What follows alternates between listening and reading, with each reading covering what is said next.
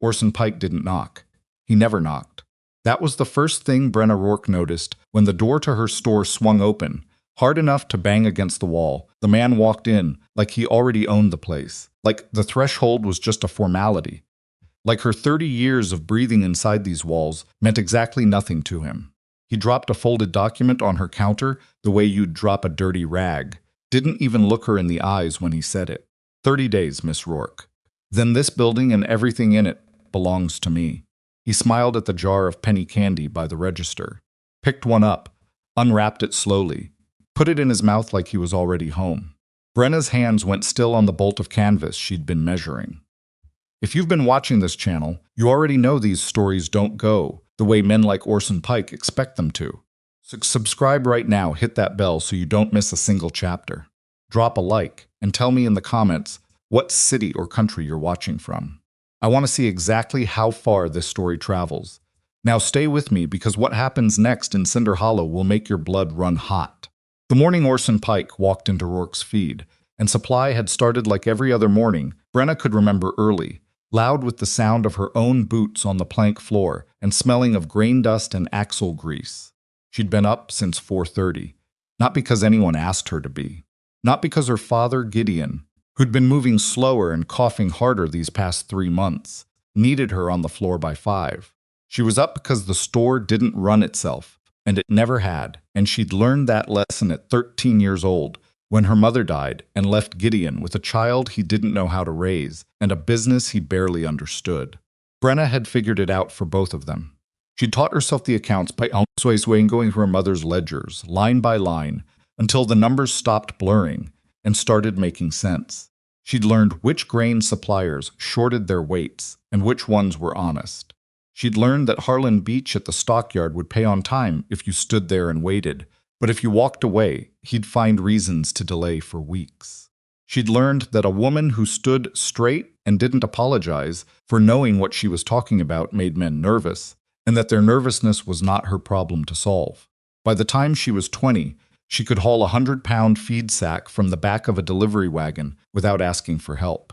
By 25, she'd renegotiated the store's main supply contract for better terms than her father had ever gotten.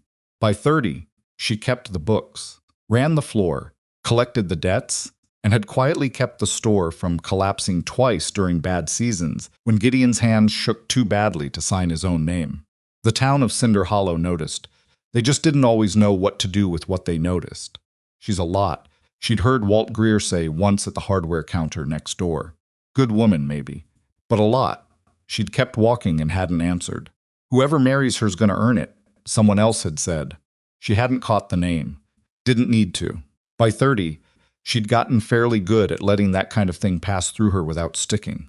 You learned that, or you spent all your energy being angry at men whose opinions couldn't pay a single invoice. So when Orson Pike came through the door that Tuesday morning, she registered his presence the way she registered any customer, a quick assessment, a mental placement, expensive coat, good boots, not working boots, hat that cost more than most men in Cinder Hollow made in a month. She'd seen him before. Orson Pike owned the big parcel east of town and had his fingers in half the land dealings in the county. Men like him didn't come into feed stores.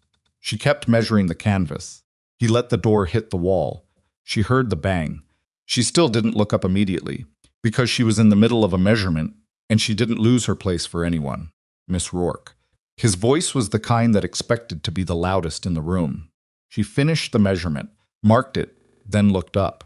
Mr. Pike, something I can help you with. He walked to the counter with that particular stride that men with money and no opposition developed over time, unhurried, deliberate, like the ground was glad to have him on it. He reached into his coat, pulled out a folded paper, and laid it on the counter between them. Your father took a loan, he said. $700. 4 years ago. This store and the property it sits on were offered as collateral. Brenna looked at the paper. She didn't touch it yet. Payment came due last week, Orson continued. I've been patient. I'm giving you 30 days to settle it. My father didn't mention any $700 loan to me. I imagine there are things your father hasn't mentioned, he said it pleasantly.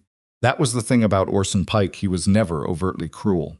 He was the kind of man who delivered bad news with a smile, which was its own particular brand of cruelty. The note is signed. I have witnesses to the signing. Brenna finally picked up the paper. She read it slowly. The language was dense, the kind of legal phrasing that was designed to confuse rather than clarify. She read it again. I'll need to show this to my father. Of course. Show it to whoever you like. He reached past her hand and picked up one of the penny candies from the jar by the register, just helped himself, like he was already comfortable there. 30 days, Miss Rourke. I'm sure you'll sort it out. He left.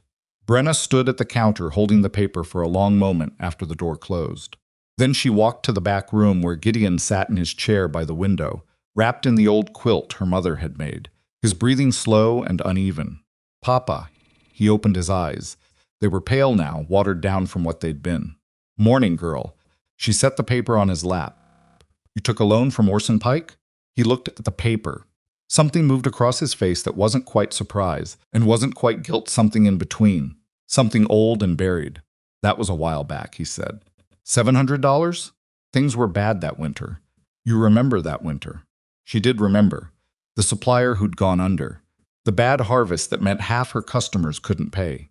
The 2 months where she'd scraped and rearranged and borrowed small amounts from 4 different people just to keep the shelves stocked. She'd thought they'd come through it on their own. Apparently Gideon had found another way. You didn't tell me, she said. No. Popeye handled it my way. His voice went a little stiff.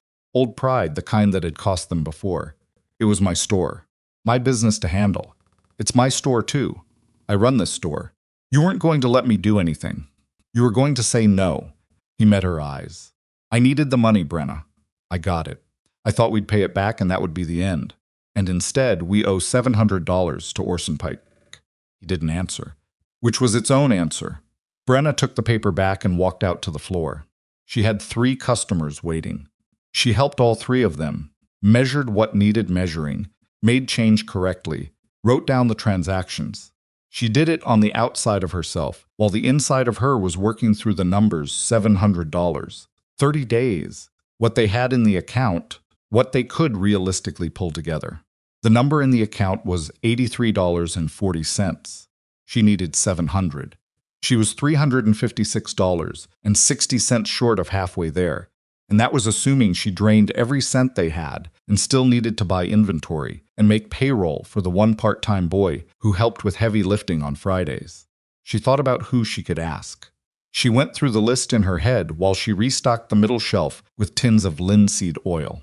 She had a few people in town who owed her goodwill, if not money. She had her own reputation, which was good with anyone who dealt with her on business. She might be able to get some kind of credit from the bank, except that Orson Pike sat on the board of the only bank in Cinder Hollow, which closed that door. She thought about Orson's face when he picked up that candy, the way his eyes had moved around the store. Not the way someone looked at something they were coming to collect out of necessity, the way someone looked at something they'd already decided to keep. She was still thinking about that when the stranger came in around midday. He didn't come in like Orson had come in. He came in the way most working men came in, opened the door, held it so it didn't bang, stepped to the side so he wasn't blocking the entrance, and looked around to get his bearings before moving toward the counter. He had road dust on his clothes and the look of someone who'd been traveling a while. Lean, somewhere in his mid-30s, with the face that had seen weather and hadn't tried to hide it. Help you with something? Brenna asked. Looking to resupply, he said. Feed for 2 horses. Whatever you've got for trail rations that'll keep without refrigeration. How long a trail? Few days, maybe more. Depends. Depends on what? He almost smiled. On what I find here. She took that at face value and went through what she had. He followed her through the store without hovering, which she appreciated. Some customers walked at your shoulder, like they were afraid you'd cheat them if they gave you 6 inches of space. This one kept a comfortable distance and looked at what she pointed at with the eyes of someone who knew what he was looking at. She found out his name was Talon Mercer because she asked for it when she wrote up the ticket. She found out he'd ridden in from the west because he mentioned the pass road being slower than he'd expected. She didn't find out much else because she wasn't in the habit of prying, and he wasn't in the habit of volunteering.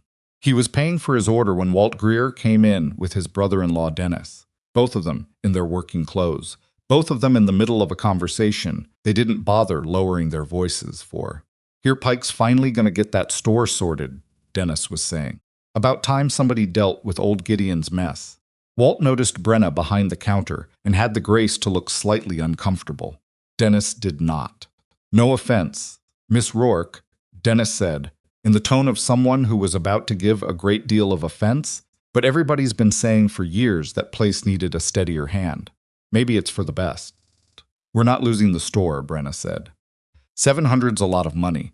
I'm aware of what $700 is. Your daddy should have kept better track of his finances, is all. Dennis shrugged. Man that age. Health like his. Maybe it's time to let someone else carry it. Hard for a woman to run a place like this on her own anyway. No husband. No, she keeps better books than you do, Walt said quietly, which was surprising enough that Dennis stopped talking. I've seen her accounts. They're clean. That's not the point I know your point. Walt set his list on the counter for Brenna.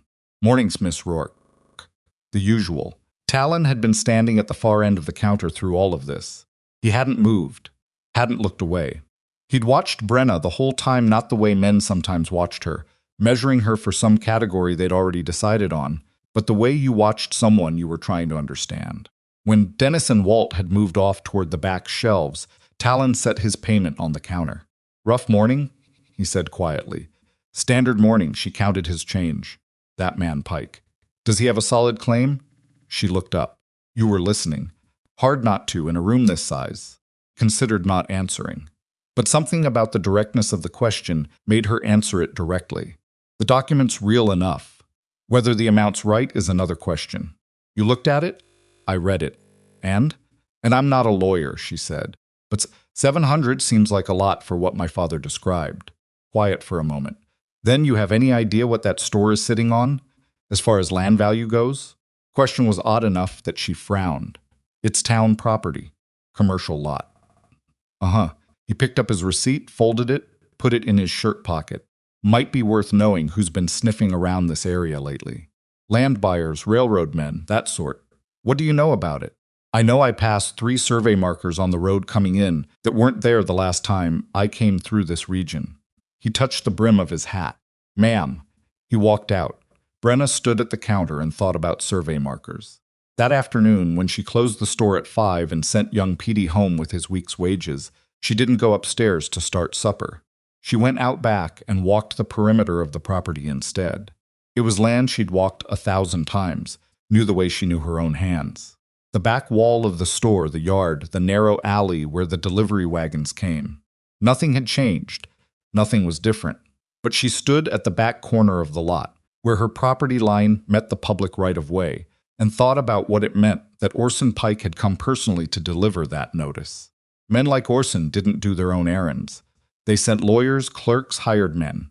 If he'd come himself, he wanted something that couldn't wait, or something he didn't trust anyone else to handle. She went back inside and told Gideon to eat his supper, that she was going to handle it, that he should not worry.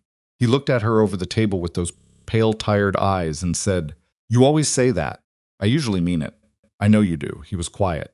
I'm sorry, Brenna. I should have told you. Yes, she said. You should have. She didn't say anything else about it, because being angry at a sick old man who'd tried to protect her in his own wrong-headed way wasn't going to produce $700, and she needed her energy for things that might actually help. She stayed up until near midnight going through every financial record she could find from the winter Gideon had taken the loan. Invoice records, payment receipts, supplier correspondence. She was looking for any mention of the loan when it was taken, from whom, under what terms. She found nothing, which was itself a problem, because Brenna kept meticulous records, which meant the loan had been arranged outside her knowledge entirely, with paperwork she'd never seen and a lender she'd never been told about. She found one thing, in a cigar box under Gideon's winter coats, a small receipt, folded 3 times, the handwriting barely readable. It was a payment receipt for $340, signed by a man named Ferris Ogle on behalf of a lending office she didn't recognize. Dated 2 years ago. $340. Not $700. She read it again. Turned it over. Read it a third time. $340. She held that receipt and sat very still for a while. She was at the counter when Talon Mercer came back the following morning, earlier than she expected, before the store was properly open. She'd been at the ledger when she heard the knock-a-knock, not a bang, and when she opened up he came in with his hat in his hand, and a look on his face like a man who'd decided to say something and wasn't going to unsay it. "I've been thinking about what you said yesterday," he told her. "About the amount. I don't recall saying much. You said 700 sounded like a lot for what your father described. I've been thinking about that." He put his hat on the counter between them. "I want to help, if you'll let me." Brenna looked at him. He met her eyes without any of the awkwardness men sometimes had when they were offering help to a woman who hadn't asked for it, that mix of generosity and condescension that usually came packaged together. He just looked at her, like he was making a proposal to a business partner. "Why?" she asked. "Because what I saw yesterday bothered me," he said. "A man shows up with a document and a smile and helps himself to your candy, and half the town is already acting like it's settled. That bothers me." "It bothers me too." "Good. Then we agree on something." She studied him. She'd been studying people across a counter her whole working life, and she'd gotten reasonably good at it. He wasn't performing. He wasn't trying to impress her. He wasn't building toward something he was about to ask of her in return. He was just a man who'd seen something that bothered him and had decided to say so. "What kind of help?" she asked. "I can ride to the county seat," he said. "Check the public records on your property, on that loan, on any lien filings. If the debt is what he says it is, it'll be recorded. If it's not, then we know something important." She thought about the receipt in the cigar box. $340, not $700. "There's something else," she said. She went and got the receipt. She laid it on the counter, picked it up, read it, set it down. His face didn't change dramatically. He didn't gasp or make a show of it, but his eyes went a little harder. 2 years ago, he said. "Yes. So either this is a partial payment and the rest of the debt stands, or the original amount was $340, and this clears it," she said. "And the $700 is something Orson invented. You have any idea why he'd want this store badly enough to invent a debt?" She thought about what he'd said the day before. Survey markers. Railroad men. She told him about the survey markers she'd seen on the road. He nodded slowly. "There's something under this property," she said. "Or near it.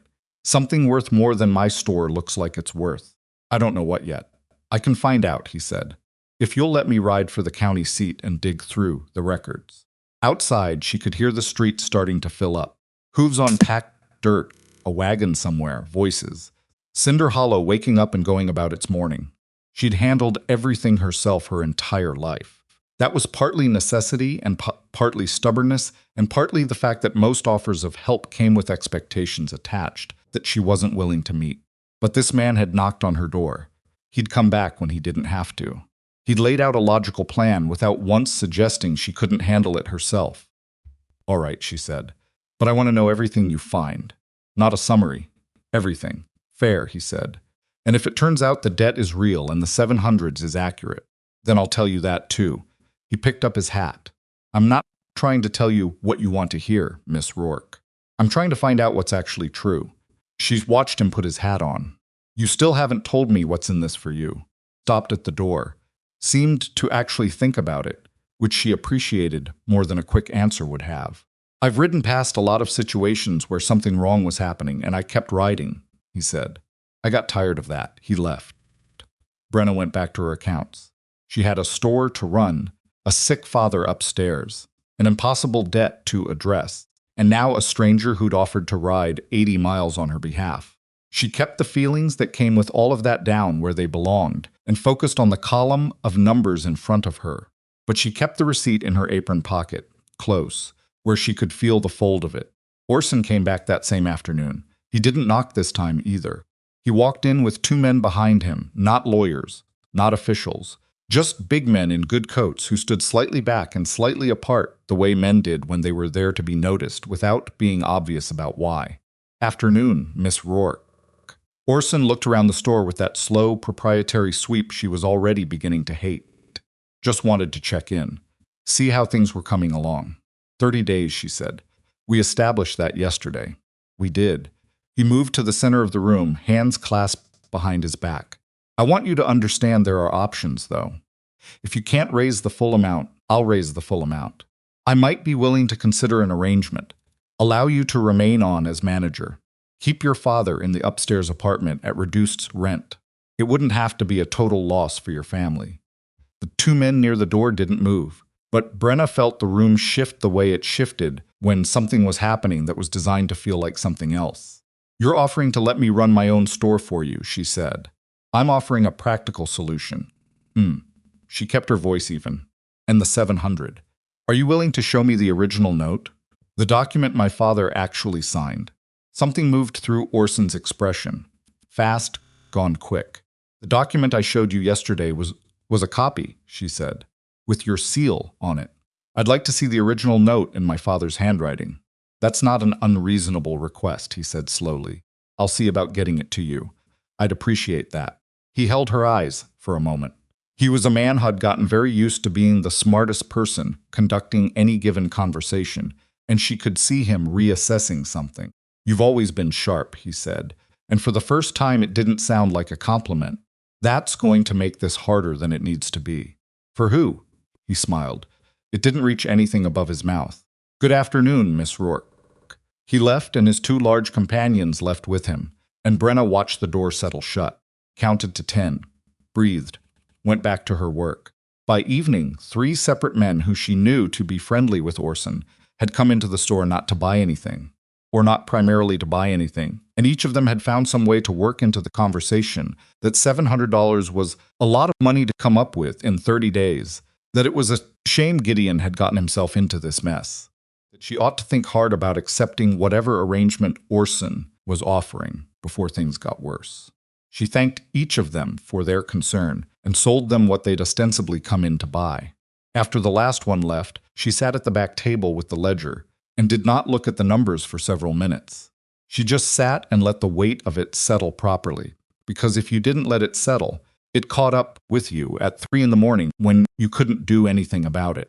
Better to feel it now, fully, and then set it down and think. She was 30 years old. She had run this store for more than a decade. She had never, in all that time, been bested by bad numbers, only by the things that moved behind numbers, the human decisions that couldn't be calculated in advance. Orson Pike wanted something her store had. He'd created a debt that may not have been real, or may have been half as large as he was claiming, and he was using the town's low opinion of her and Gideon's illness and the sheer practical difficulty of raising $700 in a month to pressure her into giving it to him voluntarily, wrapped up as a business arrangement, so no one could call it what it actually was. She needed to know what he actually wanted, and she needed someone in the county records office before Orson had any reason to think she was looking. She thought about Talon Mercer already riding east toward the county seat, carrying the promise of information she needed badly. She thought about what had brought him here. He hadn't said clearly, and she hadn't pushed. He'd mentioned coming through the region before. He'd mentioned survey markers. He knew enough about land dealings to ask the right questions. There was a lot she didn't know about him, but she thought about the way he'd asked if she'd let him help. Not told her, asked. And she thought about how rare that actually was. She closed the ledger, checked on Gideon, found him asleep with the quilt pulled up and his breathing rough but even, and went to bed. She lay in the dark and ran through everything she knew and everything she suspected, building it into a structure she could examine. Orson Pike was rich, well-connected, and had never lost a land dispute in this county. He had men who did his talking, and men who did his standing around, and a lawyer who was known to be extremely good at finding legal justifications for whatever Orson had already decided to do. He'd chosen to come personally to deliver the notice about the debt. He'd offered to let her stay on as manager, not bought her out, not given her a settlement, but offered a position in her own store, subordinate to him, which was not the offer of a man trying to be kind. It was the offer of a man who wanted something specific about the current situation preserved. He wanted her in the building, under his control, but in the building. Why would it matter whether she was in the building? She didn't answer that before she fell asleep, but she held on to the question.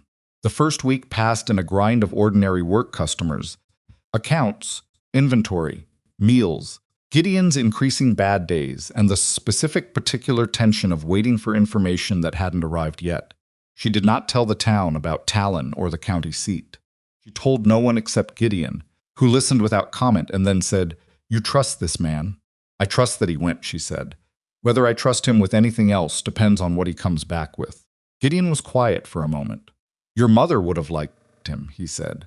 Brenna wasn't sure what to do with that, so she went downstairs and opened the store. By the end of the first week, Orson had sent a man to the store, a different man, younger, polite, with a very clean suit that suggested law school, who explained in measured tones that Mr. Pike was willing to extend certain courtesies in exchange for Miss Rourke's cooperation in facilitating a smooth transition of the property, should it come to that.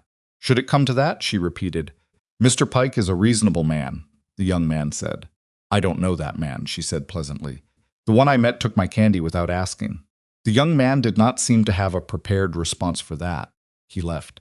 She was thinking, that evening, about what came next, about the limited options, about what she could prove, and when she heard hoofbeats in the street that had a particular quality to them, quick, easy rhythm of a horse that had been ridden hard for a long time and was just arriving somewhere. She went to the window. Talon Mercer was tying up out front. He looked like he'd ridden for 3 days without adequate sleep, which he probably had. He had dust on everything, and his eyes were the focused, sharp kind that meant he had something to say. At the door before he made it up the steps. Tell me, she said. He came in, put his saddlebag on the counter, and pulled out a sheaf of papers. The original debt, he said, was $340, not $700, and it's listed in the county records exactly the way that receipt shows a loan from Ferris Ogle's lending office 4 years back.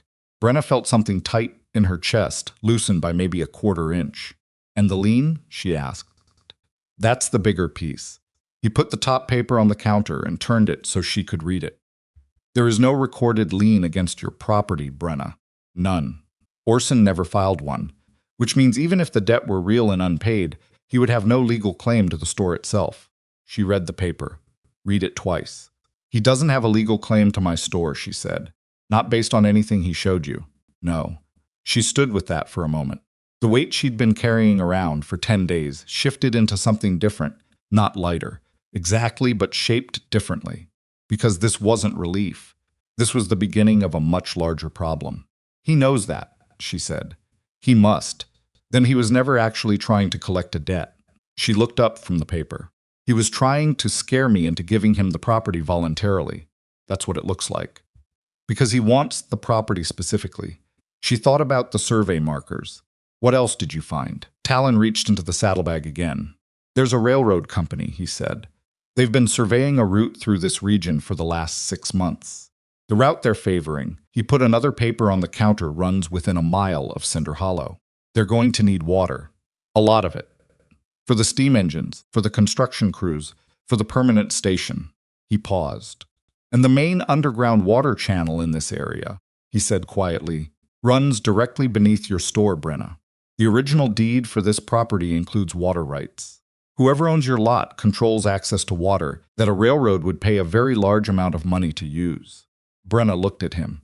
She thought about Orson's eyes moving around her store, the way he'd offered to let her stay on as manager, the specific quality of wanting her in the building, under his name, while he held the deed. He didn't want to humiliate her. He wanted to steal something worth thousands of dollars and use her family's name and her family's store and her family's good standing with the water users around Cinder Hollow to do it smoothly, with her standing there at the counter smiling and nobody the wiser. How much? She asked. The water rights, Talon said. Based on what the railroad's been paying in other counties, he named a figure. It was a lot more than $700. Brenna stood at her counter, in her store, on top of her water, and felt the shape of what Orson Pike had almost done to her settle fully into place. All right, she said. Her voice was steady. It was always steady when she needed it to be. Then we need to talk about what comes next. Talon's papers were still spread across her counter when Brenna made herself a cup of coffee she didn't drink. She filled the cup, set it down, let it go cold. She stood at the counter reading the documents a 3rd time, a 4th time, not because she didn't understand them, but because understanding something and knowing what to do about it were 2 entirely different problems. The debt was $340, paid in full 2 years ago, with a signed receipt she'd found in a cigar box under her father's winter coats. There was no recorded lien against her property. Orson Pike had no legal claim to her store.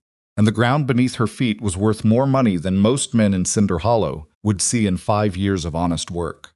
Picked up the coffee, remembered it was cold, set it back down. "You need to eat something," she said to Talon, who was leaning against the far end of the counter with the specific stillness of a man running on not enough sleep and too much forward motion. "You've been riding for 3 days. I'm fine. You look like something a horse dragged in, not on." He almost smiled at that. "I've looked worse. That's not the reassurance you think it is." She went to the back and came out with bread and the last of the cold chicken from supper, and she set it on the counter in front of him without ceremony, because she wasn't going to make a production of feeding someone who'd ridden 80 miles in 3 days on her behalf. "Eat. Then we'll talk through the rest of it." He ate. She let him, and she used the time to think. The problem wasn't the documents. The documents were, if anything, better than she'd dared hope. The problem was that having the right documents and being able to use them were not the same thing.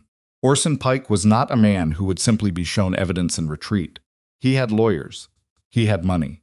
He had half the town's social and business relationships threaded through his dealings, which meant that any confrontation she staged in the wrong way, in the wrong place, would be managed, quieted, rerouted, buried under procedural arguments until the water rights had changed hands and the railroad deal was done and there was nothing left to fight over. She needed to do this right, not just correctly. Right. "Tell me about the railroad survey," she said when he'd gotten through most of the food. "Everything you found out." "Not just the summary," he told her. He'd tracked down a survey crew working east of town, not part of Orson's operation. The railroad's own contracted crew, and 2 of the surveyors had talked with him more freely than they probably should have, the way men did when they'd been out in the field for weeks and someone bought them a drink and listened well. The route they were mapping favored a line through the valley. The valley had water access issues that the railroad's engineers considered a significant logistical problem. Whoever controlled the main underground channel in the region would be in a position to negotiate directly with the railroad for water contracts. And those contracts, based on what similar arrangements had fetched in other counties, were not small money. "Did they know about my property specifically?" she asked. "They knew about the water channel. They didn't mention your property by name." He paused. "But Orson would know. He's been buying up land in this county for 15 years. He'd have had surveyors of his own long before the railroad showed up. So he knew about the water rights before he invented the debt. Has to have. And he waited until my father was sick," she said. "Until I was running the store alone. Until the town was already in the habit of wondering whether a woman could manage a business like this." Talon didn't say anything to that. He didn't need to. She started folding the documents in a specific order, smallest to largest, the receipt on top. "Who knows you went to the county seat? I didn't advertise it.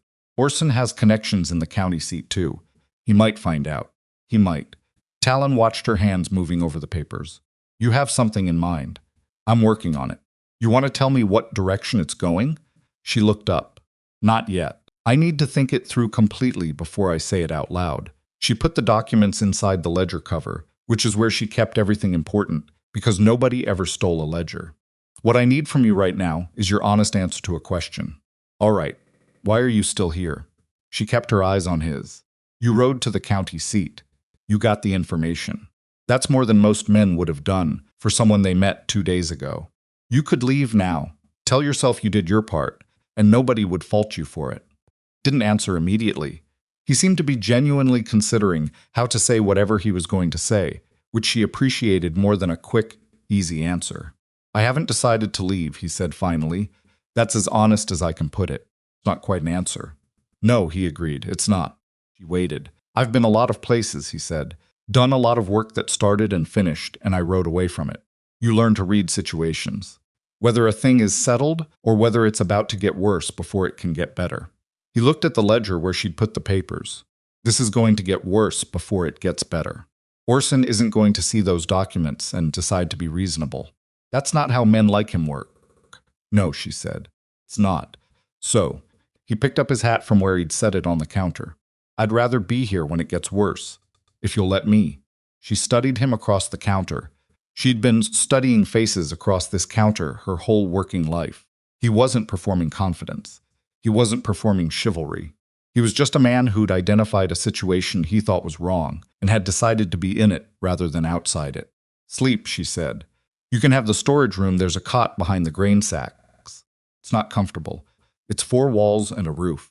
Barely. She picked up the cold coffee and finally threw it out. We'll talk in the morning. She spent that night in her chair by the window instead of her bed, which is where she did her best thinking. She had a piece of paper on her knee and a pencil in her hand, and she wrote nothing on it. For the first hour, just let the problem move around in her head until the pieces started finding each other.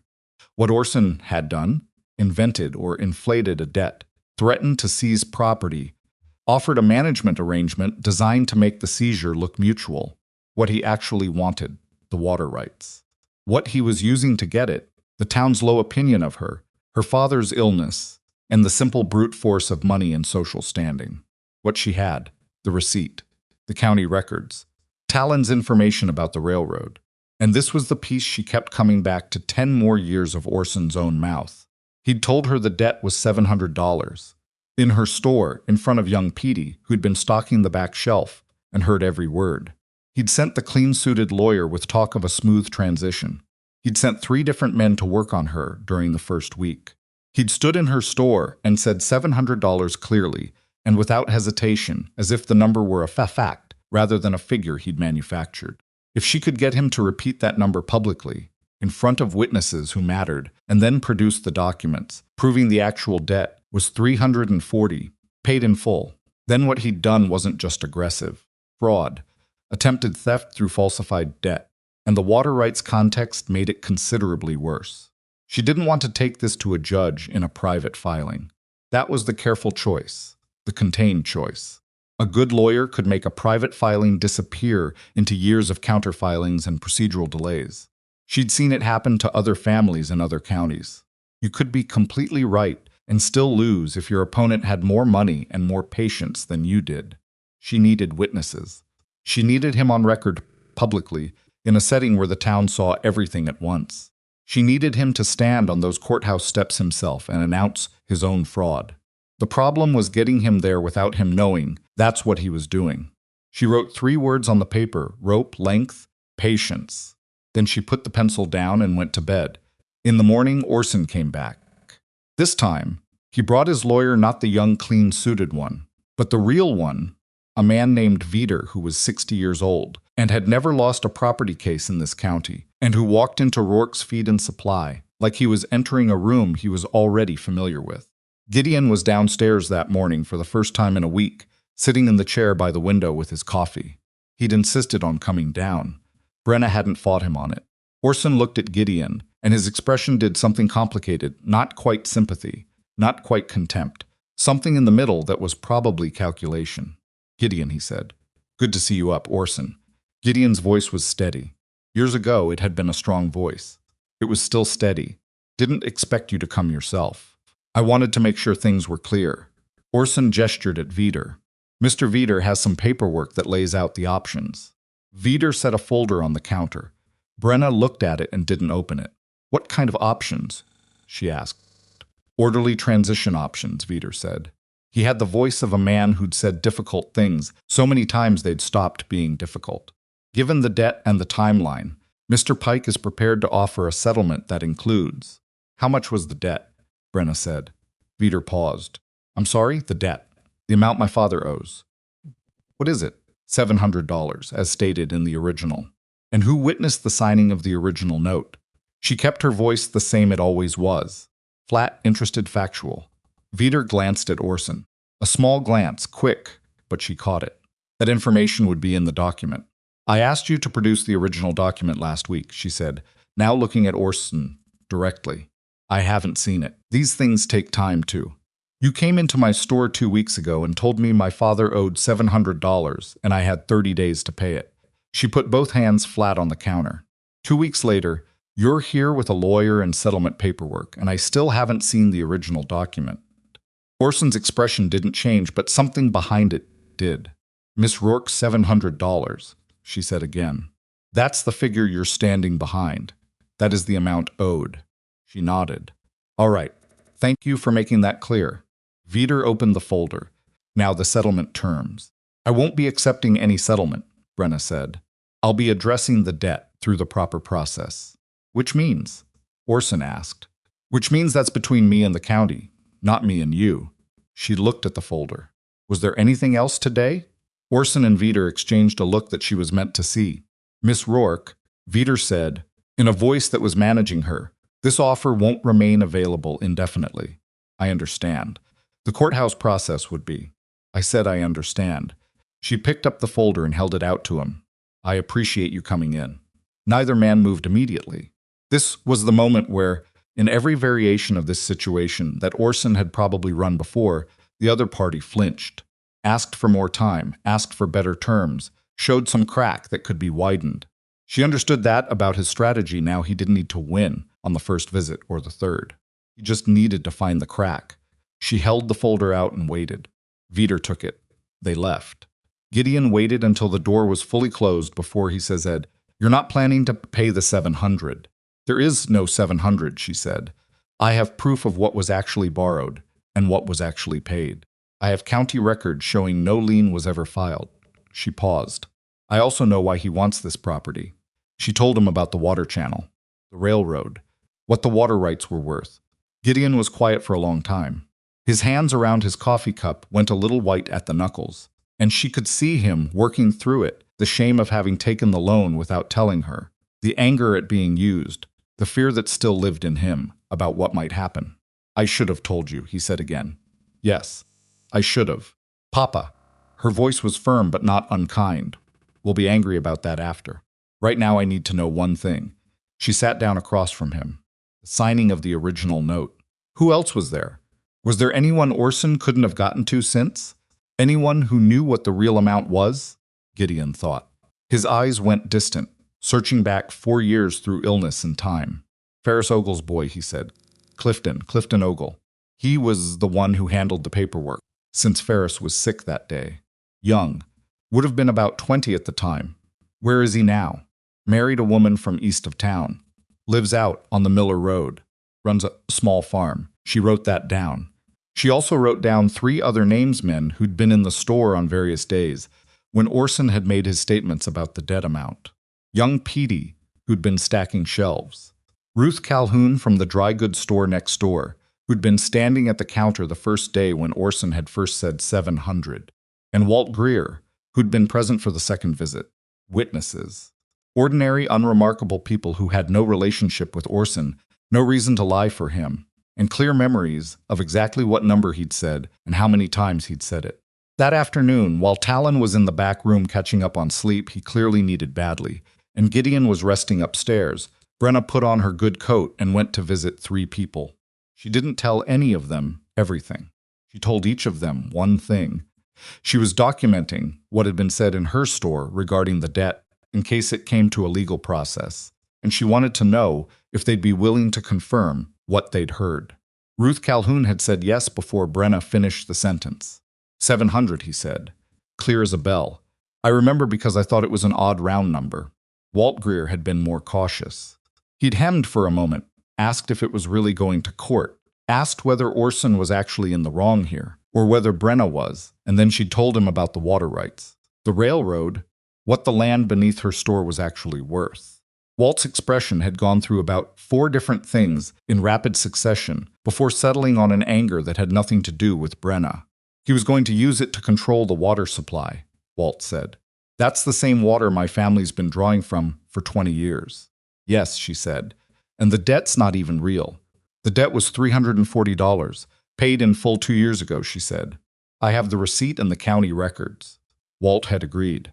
Petey was 17 and wide-eyed and immediately willing, mostly because he disliked Orson on instinct from the first visit and had been quietly seething about it ever since. She went to see Clifton Ogle on the Miller Road on the second day. He was a quiet young man in his mid-20s, worn down by farm work in the way. Farm work wore people down, not broken, just used up at the edges. He came to the door with a baby on his hip and looked at her with wariness. She explained what she needed. He was quiet for a while. He bounced the baby, without seeming to notice he was doing it. My father's lending records, he said. I have the county copies. But a witness who was present at the signing. Orson Pike's got money, Clifton said. Yes. He'd make things difficult for a man who testified against him. Probably, she said. She wasn't going to lie to him. I can tell you that what I have, even without your testimony, is strong. The original debt amount, the receipt showing payment, the county record showing no lien. Clifton, the testimony would help, but it's not the whole thing. I'd be asking you to stand behind what's already there, not to carry it yourself. He looked past her toward the road. The baby grabbed at his ear. The 340, he said. My father wrote that figure. I watched him write it. Orson was there. My father, he was sick that day. Bad sick, but he was clear. He wrote 340. That was the loan. I know, she said. And my father died 8 months after that. He said it matter-of-factly, the way people said things they'd already made peace with. He didn't get to see it repaid. Didn't know it was. I'm sorry. Don't be. He shifted the baby to his other hip. He'd have wanted me to say what I knew. He met her eyes. When you need me, send word. She rode back to Cinder Hollow with 4 witnesses and a plan that was almost fully formed. Orson came back on the 14th day. She'd expected him sooner. Actually, the patience was wearing thin on his end. She could see it. He came with Veeder again. And this time, Veeder had additional documents, more elaborate settlement paperwork, language about goodwill and fair dealing that was designed to look generous and was not. I need a decision, Orson said. His voice still had the pleasant surface on it, but underneath it there was something that had gotten tighter. We're past the midpoint. I understand the timeline, Brenna said. The settlement offer gets less favorable the longer this sits. That's not typically how fair offers work, she said. A muscle moved in his jaw. First time she'd seen that. Miss Rourke, $700, she said. That's your figure. You've said it multiple times. In this store. In front of people. That is the amount owed. And you're prepared to stand behind that number. Publicly, if it came to that. I'm prepared to follow whatever process the law requires, he said. And something in his voice had shifted, not softer, sharper. Are you saying you want this taken to a public proceeding? I'm saying I want clarity, she said. I want everybody to be clear on what you're claiming and what the basis for it is. He looked at her for a moment with the eyes of a man recalculating. You don't have $700, he said. You don't have anything close to it. Whatever you're thinking, it won't change the arithmetic. The arithmetic, she said carefully, is exactly what I'm counting on. He left again, and this time his lawyer didn't bother with pleasantries on the way out. Talon had been in the back room during most of this, within earshot. When the door closed, he came out. He's nervous, he said. A little.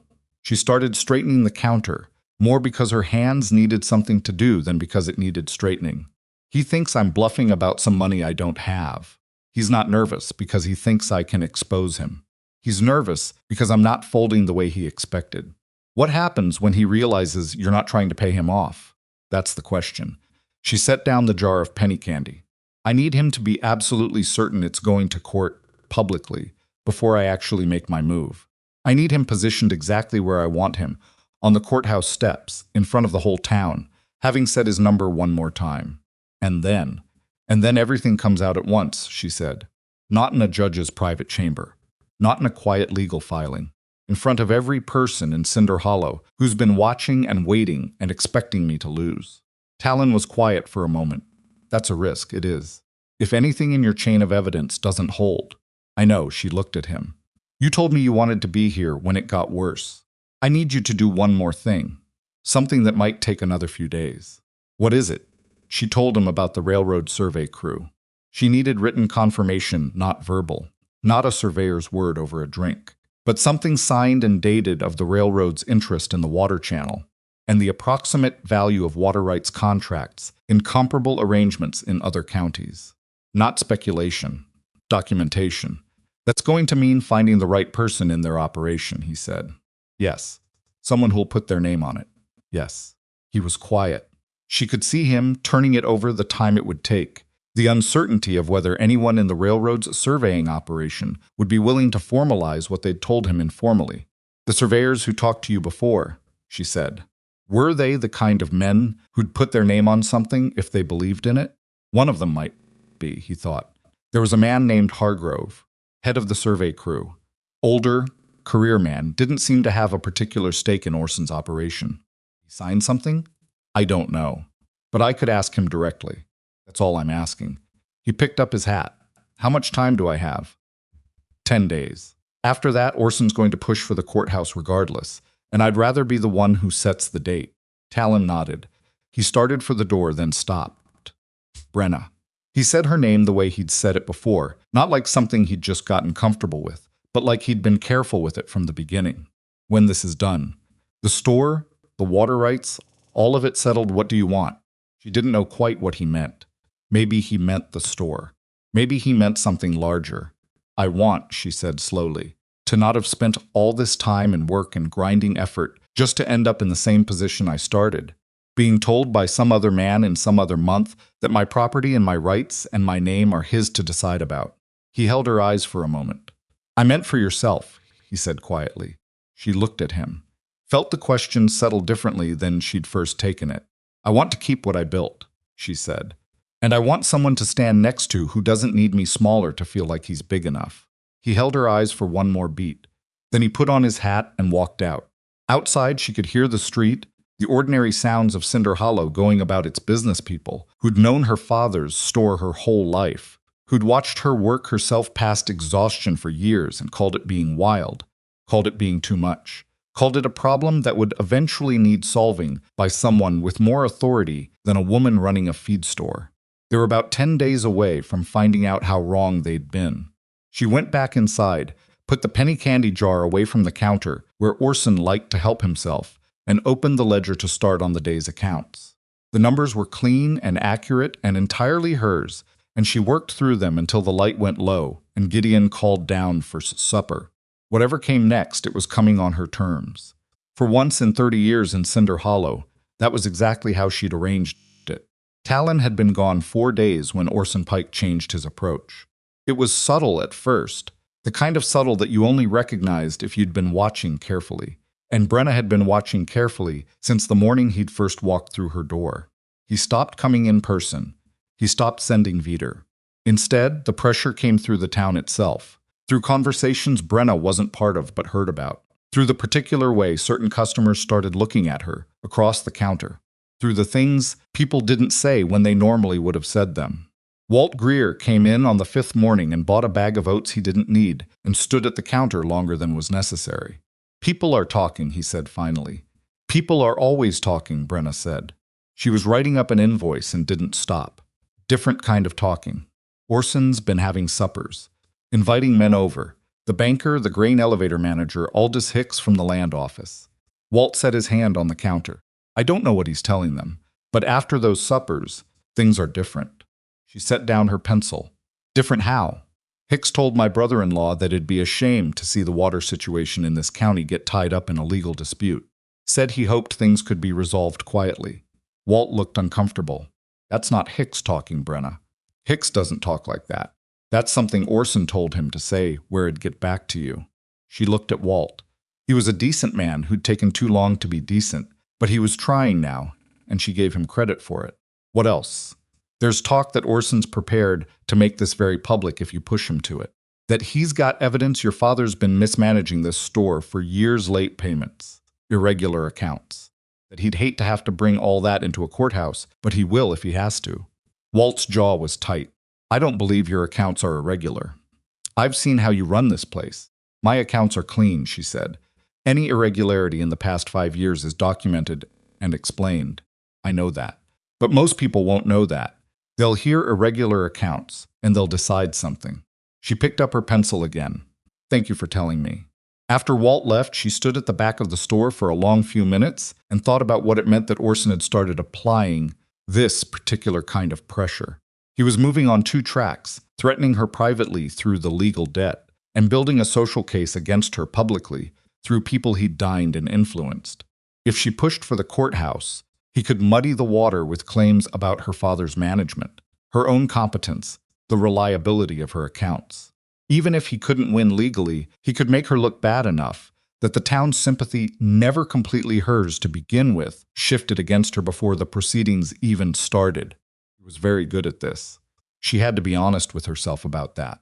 He'd been doing it for years in case after case, and he'd won every time. The difference this time was that she knew what he was doing. She wrote a letter to Clifton Ogle that afternoon, asking him to be ready and to tell no one. She went to see Ruth Calhoun and Petey separately and told them the same. She visited Walt at the hardware store and told him she needed one more thing from him, not testimony, just information about when and where Orson's next dinner gathering was planned, if he could find out without being obvious about it. Walt said he'd try. Then she went back to her store and waited and ran her business and watched the clock move toward the day Talon was supposed to return. Gideon was having one of his bad weeks. He'd been good, relatively speaking, during the stretch when Talon was in the store, as if having someone new in the house had given him something to focus outward on. Now he was back to the slow mornings and the rattling cough and the long stretches in his chair, where his eyes were open, but somewhere else entirely. She brought his meals upstairs. She sat with him in the evenings when the store was closed. She didn't tell him about Orson's new social campaign because there was nothing he could do about it, and it would only distress him. But on the 7th night after Talon had left, Gideon said something that surprised her. "That cowboy," he said. They were sitting in the upstairs room with the lamp going, Brenna mending a tear in her work apron, and Gideon in his chair with the quilt. "Mercer, what about him? He came back when he didn't have to." "Yes," she said. "Men don't do that," Gideon said. "Not without a reason." He said his reason. "I know what he said." Gideon looked at her over the quilt. "I'm asking what you think his reason is." She kept her eyes on the mending. "I think he saw something he thought was wrong and decided to stay until it was right." "That simple?" "I don't know if it's simple," she said. "But I think that's the honest version of it." Gideon was quiet for a moment. The lamp made a small sound. "I spent a long time," he said, "being glad when men weren't interested in you." She looked up. "Because I was afraid," he said.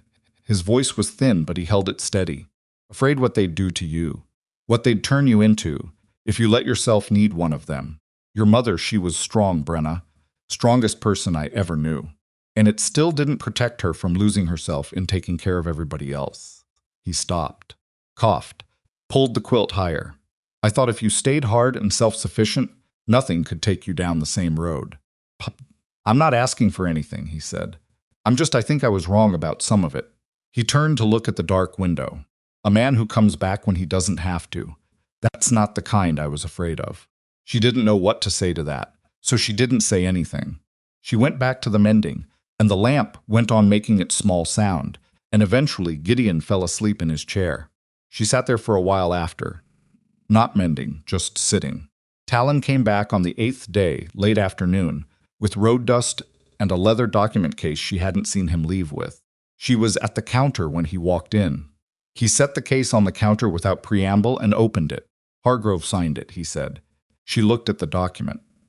It was written in a surveyor's precise, trained hand, not flowery, not legal in its language, specific and detailed.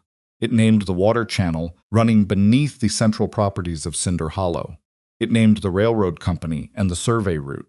It described, with documented reference to comparable contracts in 2 other counties, the approximate value of a water rights agreement for construction and permanent station operation, a figure that was, even at the low estimate, more than 15 times what Orson claimed the debt was worth.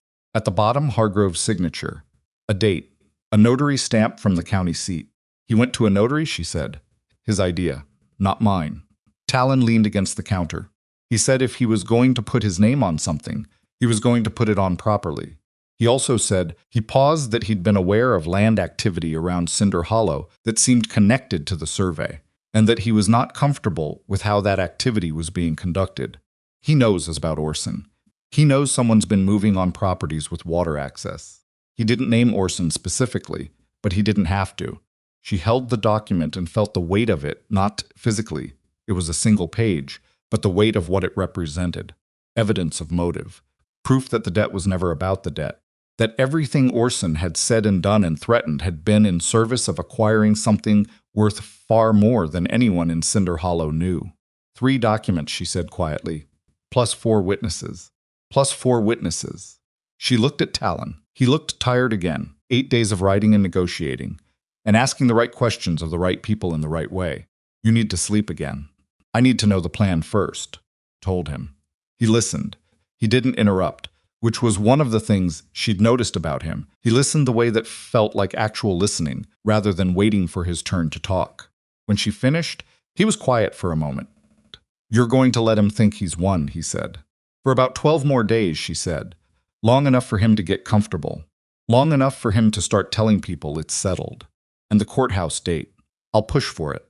I'll send word through Veeder that I want to settle this officially, that I've accepted the debt is real, and I want to make a formal arrangement for payment. Because I can't produce the full amount in the time frame, but I want to demonstrate good faith. She paused. That's the kind of thing Orson will believe. It's what he expects. He expects me to run out of options and come to him with my hat in my hand. And when he announces publicly that it's going to the courthouse, he'll want an audience, she said. Men like Orson always want an audience when they win. He'll want the town to see me standing on those steps acknowledging the debt. She set the document case on the ledger. So the town will see it. They'll see all of it. Talon looked at her for a moment. She could see him checking the logic, checking for weaknesses the way she'd been checking for days. Veeder's going to be there, he said. Orson's lawyer. He'll try to control the proceeding. He's welcome to try. You're not a lawyer. No, she said. I'm a woman who's been keeping accounts in this town for 15 years, and who knows every person who's going to be standing on those courthouse steps by name. She looked at him evenly. That's worth something. He nodded slowly. What do you need from me, he said. Be there, she said. That's all. Just be there. He looked like he might say something else. He didn't. He picked up the document case and set it with the ledger. All right. She sent the message to Veeder the following morning. She was prepared to discuss a structured payment arrangement. She could not produce the full 700 in the remaining time, but she wished to demonstrate good faith by acknowledging the debt and presenting a proposal before the county. Veeder's response came that same afternoon. Mr. Pike was willing to hear her proposal. He would arrange for a formal proceeding at the courthouse in 12 days. 12 days. She folded the response and put it in her apron pocket. Now came the part she'd been thinking about since that first night, with the pencil and the paper and the 3 words she'd written: rope, length, patience. She needed to know exactly what Orson had told people about his claim. Not the legal version, the social version, the one he'd been building over suppers and in conversation with the men whose opinions shaped Cinder Hollow's understanding of things. Walt found out for her. Orson had told the banker that the debt was solid, $700, documented and witnessed, and that Miss Rourke had no real grounds to contest it. He'd told the grain elevator manager that the property transfer would likely result in better management of the water access for the whole community. He'd told Aldous Hicks at the land office that he had surveyors who'd assessed the property and found nothing remarkable about it. Nothing about the water channel, nothing about the railroad. That last piece made her sit down. He'd told the land office there was nothing remarkable about the property, while simultaneously maneuvering for months to acquire it because of what was beneath it. That wasn't just fraud directed at her. That was fraud directed at every property owner in this county who'd been dealing with Orson Pike in good faith. She thought about the implications. She thought about them very carefully. Then she went to find the one person in Cinder Hollow she'd been avoiding speaking to, because she hadn't been sure until now whether she needed him. Judge Aldous Pruitt had been the circuit magistrate in this part of the territory for 11 years. He was 63, had a reputation for being unmovable on procedure and unexpectedly merciful on character, and he'd known Gideon Rourke from before Brenna was born. He came into the store maybe twice a year, usually for rope and occasionally for lamp oil, and he was the one person in town who'd never, in all her 30 years, commented on whether she was too much or too little or too anything. She found him at his office on a Tuesday morning. He looked up when she came in and gestured at the chair across from his desk without making a production of it. Miss Rourke. Judge Pruitt. She sat. She'd brought the ledger with all 3 documents inside.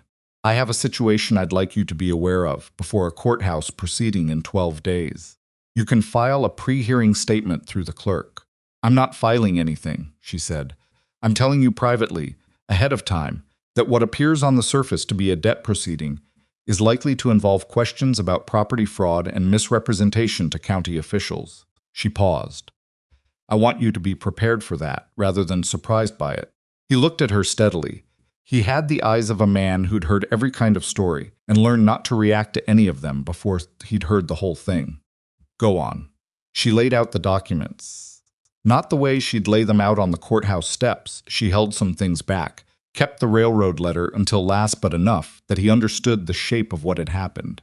The original debt, the inflated amount, the absent lien, the water rights. When she was done, he sat for a long time without speaking. The railroad survey, he said. You have documentation, signed and notarized. And you believe Pike was aware of the water rights value when he presented the inflated debt. He had to have been, she said. He's been buying land in this county for 15 years. He had his own surveyors. He knew. Pruitt looked at the documents for another long moment. You understand that what you're describing, if proven, goes beyond a civil debt dispute. Yes, she said. The misrepresentation to Hicks at the land office is a separate matter that would be for the county to address, she said. I'm not asking you to rule on anything today, Judge.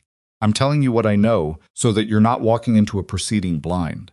He looked at her with something she couldn't quite categorize, not surprise exactly, more like a recalibration. Your father taught you the accounts, he said. My mother's ledgers, she said. My father knew the suppliers. I taught myself the numbers. He nodded slowly. 12 days, yes. I'll be there, he said. As I would be for any proceeding, she gathered the documents. That's all I'm asking. She left his office and walked back to the store in the bright, thin morning light, and felt, for the first time since Orson had walked in and put that paper on her counter, something close to settled. Not safe, nothing was safe until it was done, but settled, like the ground under her feet was solid in a way she could trust. She had 8 days left when Orson made his next move. She'd been half expecting something because the patience he'd shown up to this point was starting to cost him. The courthouse proceeding was arranged. Brenna had acknowledged the debt through Veeder, and by every sign he could read she was preparing to capitulate formally, which should have satisfied him. But men like Orson didn't stop moving just because they were winning. Moving was what they did. What he did was send a man to talk to Gideon, not Veeder, not one of his large coat-wearing associates. He sent a man named Culver, who'd worked adjacent to Orson's business interests for years, and who had a particular gift for conversations that sounded friendly and meant something else entirely. Culver came to the upstairs apartment on a Wednesday afternoon when Brenna was at the counter below. He told Gideon, in tones of apparent sympathy, that Orson didn't want to drag an old man's reputation through a public proceeding, that he'd be willing to handle this privately, quietly, as a courtesy to a man he'd always respected. That all it would take was Gideon signing a simple document acknowledging the debt and agreeing to the property transfer. Gideon didn't sign anything. He also didn't tell Culver to leave, because Gideon was not a man who'd been built for direct confrontation, and Culver was smooth enough that by the time Gideon understood what was being asked of him, the conversation had gone on too long. Brenna came upstairs to find Culver at her father's table, with papers spread in front of him. She stood in the doorway for a moment. Mr. Culver, she said. He turned. He had the particular smile of a man caught, but not caught enough to be embarrassed by it. Miss Rourke, I was just having a conversation with your father. I can see that. She came into the room. She looked at the papers on the table. Then she looked at Gideon, who looked back at her with the expression of a man who knew he'd made an error in judgment and was waiting to see how bad it would be. These papers need to leave with you, she said to Culver. Your father and I were in the middle of these papers, she said again, need to leave with you. Now. Culver's smile adjusted itself. He gathered the papers with the unhurried movement of a man demonstrating that he was choosing to comply, not being forced to. He stood. He put on his hat. Mr. Rourke, he said pleasantly, as if none of this was happening. You think it over. The offer stands. After he was gone, Brenna sat across from her father and looked at him. I didn't sign anything, Gideon said. I know. I was about to ask him to come back another day when... Papa, she took a breath. I need you to stay upstairs until this is over. Not because you can't handle it. Because Orson is using you to get to me, and the best thing I can do for both of us is put you somewhere he can't reach. I'm not going to hide in my own house. You're not hiding. You're staying out of the way so I can do what needs to be done. She met his eyes. Trust me. He looked at her for a long, searching moment. Then he settled back in his chair and pulled the quilt around him. You sound like your mother, he said, that exact tone, when she decided something and wasn't going to be moved. Good, she said. I'll take that. She went downstairs and told Talon what had happened. He listened. His jaw got a little tight, but he didn't say anything dramatic about it. He's getting nervous, he said. or he's covering his bases, making sure he has something he can use even if the courthouse proceeding doesn't go the way he plans. Do you think he suspects? She thought about it honestly. I think he suspects I'm less broken than I look. I think he's not sure what I have, and not being sure is making him reach. She looked at the back of the store, which means the timeline is right. We do this in 6 days, not 12. Talon looked at her. You want to move it up? I want to move it up, she said, before he does something else. Before he finds another way to move on Gideon, or finds out about Clifton Ogle or Hargrove's letter. She paused. He doesn't know about those. He can't, or he'd have come at me differently. But every day that passes is another day he might. Moving it up means we need to tell the witnesses sooner. I'll go tonight, Brenna. He said her name the way he'd been saying it, carefully. If we do this 6 days from now, you're going to be standing on those courthouse steps in front of the whole town. You know, some of them are going to be there because they want to watch you lose.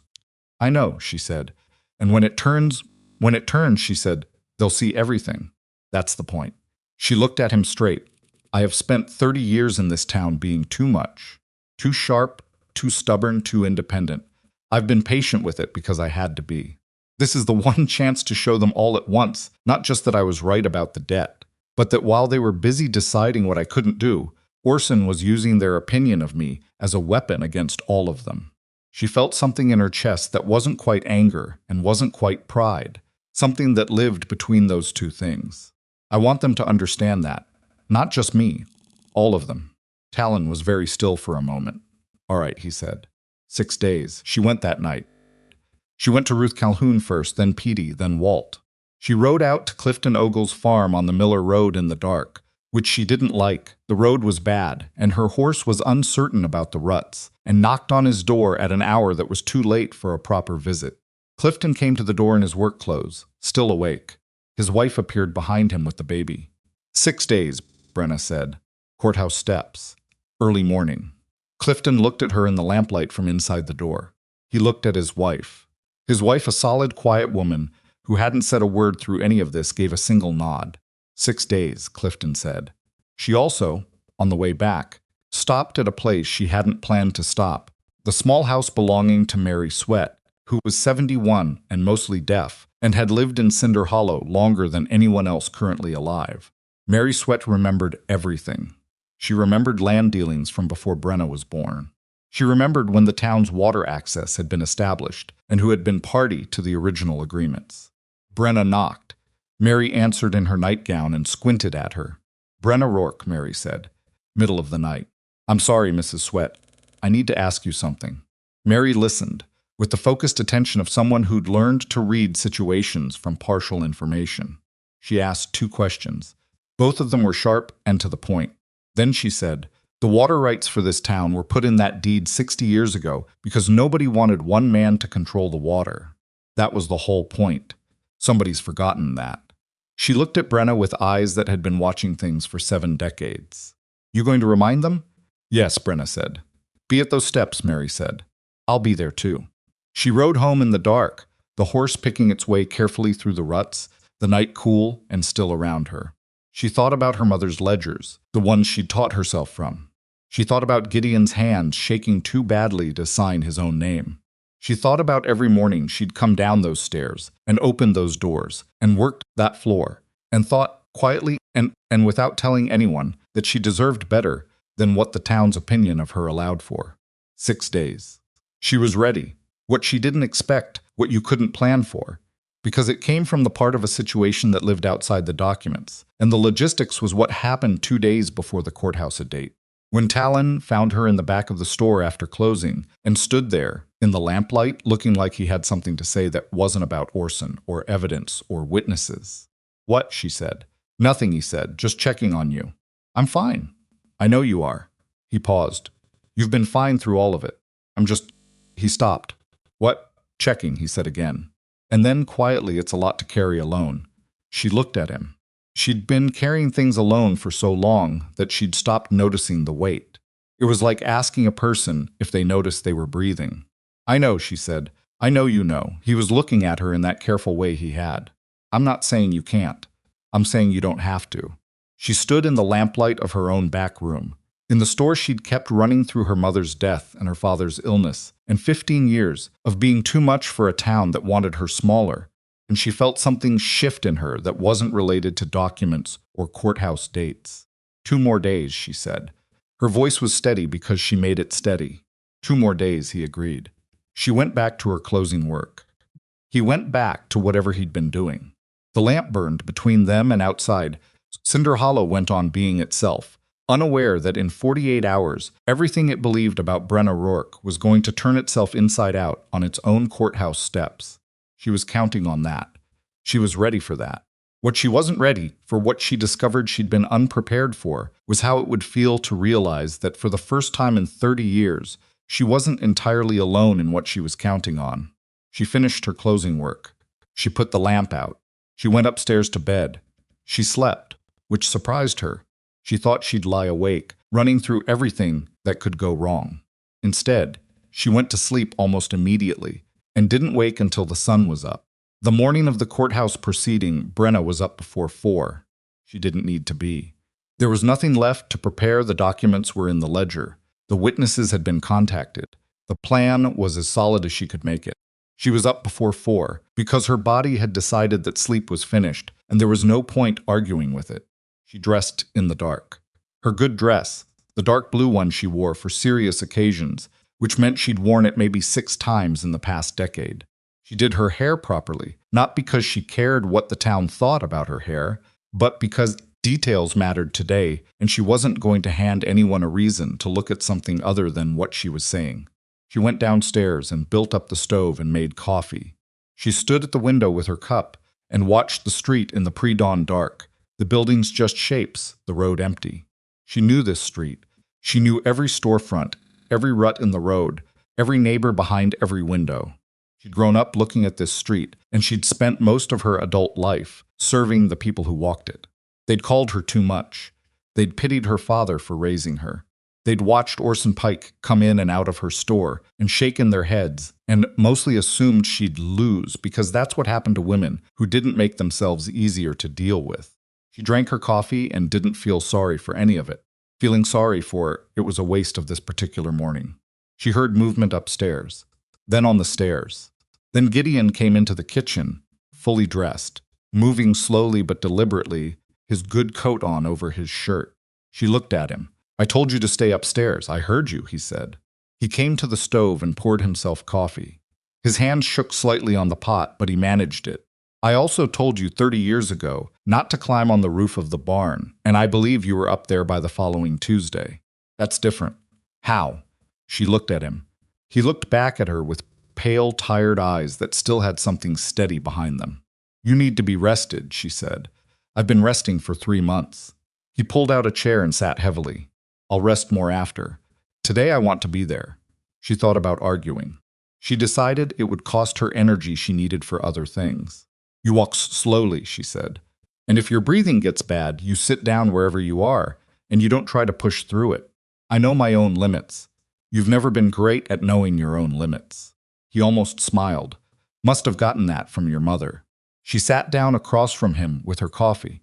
They sat in the kitchen, in the pre-dawn quiet, 2 people who'd aggravated each other and kept each other going for 30 years, and neither of them said anything for a while. "I'm sorry," he said finally. "For the loan.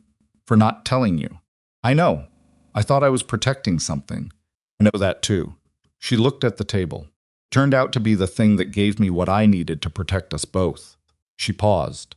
"If you hadn't taken that loan, I wouldn't have found the receipt. If I hadn't found the receipt, I wouldn't have known the amount was wrong. If I hadn't known the amount was wrong, you'd have been looking for $700 instead of looking for a fraud," he said. "Yes."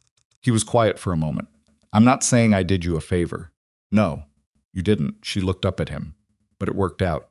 The door from the back room opened, and Talon came through, also dressed, also clearly awake well before this.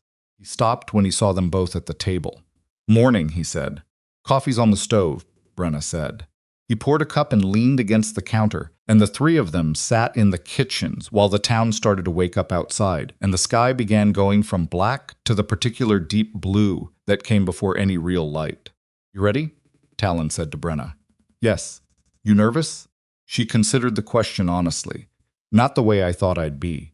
I've run through it enough times that it feels more like work now than something to be scared of. That's probably good. Probably. She set down her cup. Orson is going to try to control the proceedings from the moment he gets there. He'll position himself with Vider. He'll want to speak first, and he'll want the language to be about the debt and the property transfer. That's the frame he needs. And you're going to let him set that frame, Talon said. For about 60 seconds, she said. Then I'm going to ask him the question. Gideon looked between them. What question? I'm going to ask him, Brenna said, to state the amount of the debt. In front of everyone. One more time. Gideon's eyes showed he understood. And then, she said, we show them what the amount actually was. The courthouse steps of Cinder Hollow weren't grand. It was a 2-story building at the north end of the main street, built of the same weather-grade lumber as everything else in town, with a porch and 4 wide steps and a hitching rail that nobody used for horses anymore. There was no particular reason for people to gather there on a Tuesday morning, unless something was happening that the town had decided was worth seeing. By the time Brenna arrived, Talon at her left, Gideon moving carefully at her right, the steps were already half full. She'd expected some crowd. She hadn't quite expected this. There were men she recognized from years of serving them at the counter, women from the households she'd delivered to, the grain elevator manager, the dry goods owner from 3 doors down, 2 of the men who'd come in to work on her on Orson's behalf in the first week. Dennis, Walt's brother-in-law, who'd said it was hard for a woman to run a place like this. Walt himself, standing a little apart, his jaw set. Ruth Calhoun was there, near the back of the small crowd, in her good coat.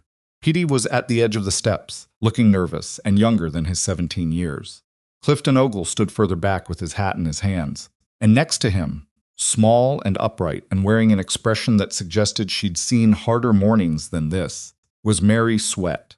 And Judge Pruitt was on the porch itself, standing slightly back from the proceedings, the way a judge stood when he was present, but not presiding there if he was needed.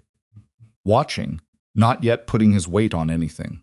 Brenna had a moment, standing at the bottom of those steps with the crowd's eyes on her, where she felt the full force of what everyone there expected. She could read it in the way people were standing, the slight forward lean of people who'd come to watch something predictable happen. A debt acknowledged. A woman with no good options doing the only thing available. Quiet satisfaction of a situation, resolving itself the way situations always resolve themselves in Cinder Hollow, with the right kind of people on top and the other kind accepting it. She'd spent 30 years being the other kind. She climbed the steps. Orson was already on the porch, Vider at his side. He was dressed for an occasion not formally. That would have been too obvious. But well, he had the easy confidence of a man who'd stood in this spot before in other situations, and come away better than he'd arrived. He looked at Brenna, then at Gideon, then at Talon, in that order, and something moved briefly across his expression when he saw all 3 of them. Miss Rourke, he said, I appreciate your cooperation in bringing this to a proper resolution. I want it resolved properly, she said. That's why we're here. Vider had a folder. He opened it with the precision of a man who'd done this many times. If we could proceed, before we proceed, Brenna said, clearly enough that the people on the steps below could hear it, I'd like Mr. Pike to confirm the amount of the debt for the record. The amount he's claimed, in front of witnesses, multiple times. Orson looked at her. That brief reassessment moved through his eyes again. The debt is $700, he said, as stated in the mines. $700, she said. Thank you. She opened the ledger, took out the first document, and held it up so the people on the steps and the porch could see it. This is the county record of the original loan made to my father, Gideon Rourke, 4 years ago. The amount recorded is $340, not $700. There was a shift in the crowd. Not loud, a murmur, a movement, people adjusting their positions. Orson's expression didn't break, but his voice got a little careful. That record may not reflect the full. This, she said, and produced the second document, is a signed receipt from Ferris Ogle's lending office, dated 2 years ago, confirming full payment of the $340 loan. She held it out. The signature belongs to Clifton Ogle, who witnessed the transaction. Mr. Ogle is here today if anyone wants to confirm his signature. Clifton stepped forward slightly from the crowd. He didn't say anything. He just stood where he could be seen. Vider's folder closed. Orson's voice was still controlled, but something was happening behind his eyes, a rapid calculation, a reassessment of how this had been arranged and what it meant. The original loan terms may have included interest and additionals. There is no lien against my property, Brenna said. She put the county records document on the porch rail where it could be seen. A lien is required to claim property as collateral for a debt. No lien was ever filed with this county against Rourke's feed and supply. I have the certified records here showing exactly that. The crowd was not murmuring now. It was very quiet. Orson looked at her with something that wasn't the pleasant surface anymore. Underneath it was a harder thing, the thing that had been there all along, the actual core of what he'd been doing, and it was showing now because he was running out of performance to cover it with. Miss Rourke, he said, and his voice had gone to something low and deliberate. You're making a claim in a public setting that might. I'm presenting documents, she said, in a public setting, because you've been making claims in public settings for a month. She looked at the crowd, at the people who'd come to watch her lose. The debt was $340, paid in full. There was no legal basis to claim my property. Mr. Pike has known that since before he walked into my store. She paused. Question is why he wanted my property badly enough to manufacture a debt that didn't exist. She took out the last document, Hargrove's letter. She didn't hold it up immediately. She held it in her hands and let the moment sit for a beat. There is an underground water channel, she said, that runs directly beneath my store. The original deed for that property includes water rights. Those water rights, as confirmed in writing by the head surveyor of the railroad company currently planning a route through this region. She held up the letter, are conservatively worth several $1,000s in direct contract value, and will likely be worth more once construction begins. The silence on those steps had a particular quality to it, the quality of something large shifting into a new position. While this town was deciding whether I was capable of running my own business, Brenna said, Orson Pike was trying to use your opinion of me as a tool to steal control of your water supply. Dennis, of all people, said it first. He said it quietly, almost to himself, but the quiet made it carry. The water. That was it. That was the thing. Not just that Orson had wronged Brenna, that was one woman's problem, and this town had spent 30 years deciding that Brenna's problems were at least partly her own fault for being how she was. But the water was everybody's problem. The grain elevator ran on water. The stock pens needed water. Every house, every farm within reach of that underground channel had water because of the access that ran through the central properties of this town. And Orson had been 6 weeks away from owning it. Vider stepped back from Orson. Not dramatically, it was a small movement, half a step. But on a porch this size, it was a statement. Orson looked at Brenna with the eyes of a man who was not going to concede anything easily. Not here, not in front of all these people. You're presenting a selective and self-serving interpretation of mine. I'm presenting 3 documents, she said. County records, a signed payment receipt, and a notarized letter from a professional surveyor. If you'd like to challenge any of them, that's what the legal process exists for. She looked at Judge Pruitt, who had been standing back on the porch and who had not moved or spoken this entire time. Judge. Pruitt stepped forward. He looked at the documents. He was a man who'd spent 11 years hearing things and deciding things, and his face gave away exactly nothing while he read. Then he set them down on the rail and looked at Orson. Pike, he said, do you have the original loan document? The one bearing Mr. Rourke's actual signature? Vider answered before Orson could. We'd need to locate. You've had 30 days to locate it, Pruitt said mildly. You've been claiming it exists. Do you have it with you today? Silence. Pruitt nodded slowly. These county records are certified. That payment receipt carries a witness signature.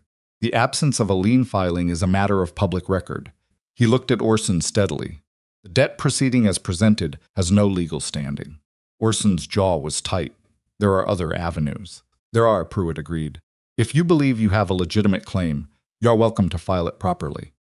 With the original document properly authenticated. A pause. I'd also note that if the water rights situation is as described in this survey letter, there are questions about representations made to the county land office that would be worth examining separately. Orson looked at Pruitt. Pruitt looked back. They were 2 men who'd known each other for years, and something passed between them in that look that Brenna couldn't fully read, but didn't need to. She could read the outcome of it. Orson picked up his hat from the porch rail. He said nothing to Brenna. He said nothing to the crowd. He walked down the steps without looking at anyone, and Veeder walked beside him. And the crowd parted, because the crowd always parted for Orson Pike. Except that this time it felt different. It felt like moving out of the way of something that had already collapsed, not something that still had weight. Crowd watched him go. Then it turned back toward Brenna. And this was the part she hadn't fully planned for, not the logistics of it, but the feeling of it, the actual experience of standing on those steps, with all those eyes now looking at her differently than they'd been looking 30 minutes ago. She'd planned the documents and the witnesses and the order of events. She hadn't entirely planned what it would feel like to stand there after. It felt like nothing she had words for. Ruth Calhoun started it. She started it simply by walking up the steps and standing next to Brenna, which is the kind of thing that looks small until you see what it opens up. Walt Greer came up next. Then two men she hadn't spoken to in months, who'd been part of Orson's audience on previous visits, and who apparently had decided something in the last 5 minutes. Dennis stood at the bottom of the steps, looking like a man who wanted to say something, and hadn't figured out what yet. He was the kind of person who'd made a lot of small, careless cruelties over the years, without ever thinking of them as cruelties. They were just opinions, just the way things were. She could see him reckoning with something now. She didn't need him to apologize. She didn't need anything from Dennis. But she watched him reckon with it and felt a complicated thing that wasn't quite satisfaction and wasn't quite forgiveness, but lived somewhere in that neighborhood. Then she heard Gideon. He'd been standing to the side of the porch, slightly behind her, since they'd arrived. She'd been aware of him there, but she hadn't looked at him directly during the proceedings because she'd needed to focus, and because she'd worried that looking at him would make her feel something that would need to wait. Talking. His voice wasn't strong, but it was carrying, because the porch had gone quiet enough that it didn't need to be strong. "I want to say something," he said. People looked at him. Even people who'd been moving or turning away stopped. "I raised this girl," he said. "Her whole life I raised her, and her whole life I heard people say she was too much. Too sharp, too stubborn, too much her own self, to be any good to anyone." He stopped. Coughed once, controlled it. "I let that talk in. I let it make me worry about her in ways I shouldn't have. I handled my own business in ways I should have told her about, because I didn't trust her to handle it, not because she wasn't capable, but because I was scared that if she handled everything, nobody would want her. Nobody would see her as something soft enough to protect." He looked out at the crowd with the pale, watered eyes of a sick man who'd decided to spend whatever was left in him on this particular morning. "I was wrong about that," he said. "I was wrong from the beginning. The thing that makes her hard to handle isn't a flaw. The thing that saved this store, saved our water, saved this whole town from a man who was counting on all of you, thinking exactly what I thought." He paused. "She was never too much. I just wasn't paying close enough attention to what she was enough of. Was quiet on those steps." Brenna's face was doing something she couldn't fully control, which was unusual for her, and which she was not particularly enjoying, but there was nothing to be done about it. Pressed her lips together. Kept her eyes forward. Mary Sweat, from the back of the crowd, said in her loud, slightly deaf-adjusted voice, "Man took 30 years, but he got there." There was a sound from the crowd that was almost a laugh and wasn't quite. It broke the moment into something more manageable. Talon was at Brenna's elbow. He didn't touch her. He just stood there, which was somehow exactly right. "You all right?" he said quietly. "Working on it," she said. In the days that followed, things moved in ways she'd expected and ways she hadn't. What she'd expected, Orson withdrew from the debt claim. He had no choice. The documents were public record now. The crowd of witnesses was considerable. Ninzenos is considerable, and pursuing in this charge in which Couch Pruitt's overseeing was not a calculation that worked in his favor. His lawyer filed nothing. His operatives stopped visiting. He was present in Cinder Hollow physically for 2 more weeks, but he moved through it differently without the ease, without the proprietary stride, and then he wasn't there anymore. What she'd expected, the county land office opened an inquiry into the representations made about various properties with water access. Aldous Hicks was deeply uncomfortable throughout this process. The inquiry went slowly, as official inquiries always did, but it was moving. What she hadn't fully expected, how the town turned. Not cleanly, not all at once. It wasn't a parade or an apology or a ceremony. It was smaller than that, and in some ways harder to receive it, was the particular way people started talking to her across her counter. A directness that hadn't been there before, an absence of the slight condescension that she'd learned to account for and work around. Walt Greer brought her business he'd previously taken to a supplier in the next county and didn't explain why. She didn't ask. Ruth Calhoun introduced her, twice in 1 week, to people from outside Cinder Hollow as the sharpest businesswoman in this part of the territory, which was the kind of thing that would have seemed extravagant 6 weeks ago, and now just sat there as a fact. Dennis hadn't apologized. She didn't expect he would. But he'd stopped talking, which was its own kind of adjustment. The railroad's formal survey crew came through Cinder Hollow 6 days after the courthouse proceeding. They needed to speak with the property owner of the lot, whose deed contained the central water rights. Brenna spoke with them herself, at her counter, with Talon present and the documents spread on the counter between her and the railroad's regional manager, a precise man named Loftus who wore spectacles and took very careful notes. The negotiation took 3 days. It was nothing like Orson's version of the conversation: no false debt, no pressure, no manufactured crisis. It was a business discussion between people who each had something the other needed. On the 3rd day, Loftus made an offer. It was not the top of what she believed the rights were worth, but it was fair, and it had a clause she'd asked for specifically: community water access provision that protected the existing water use of Cinder Hollow residents, regardless of the railroad's contracted needs. She didn't sign that day. She thought about it overnight. She talked to Talon about it that evening. They were in the store after closing. The way they'd spent a lot of evenings through all of this, the accounts out, the lamp on, the town quiet outside. The community provision, Talon said. You're sure it'll hold? Pruitt looked it over. She set down the pen. He said the language is solid.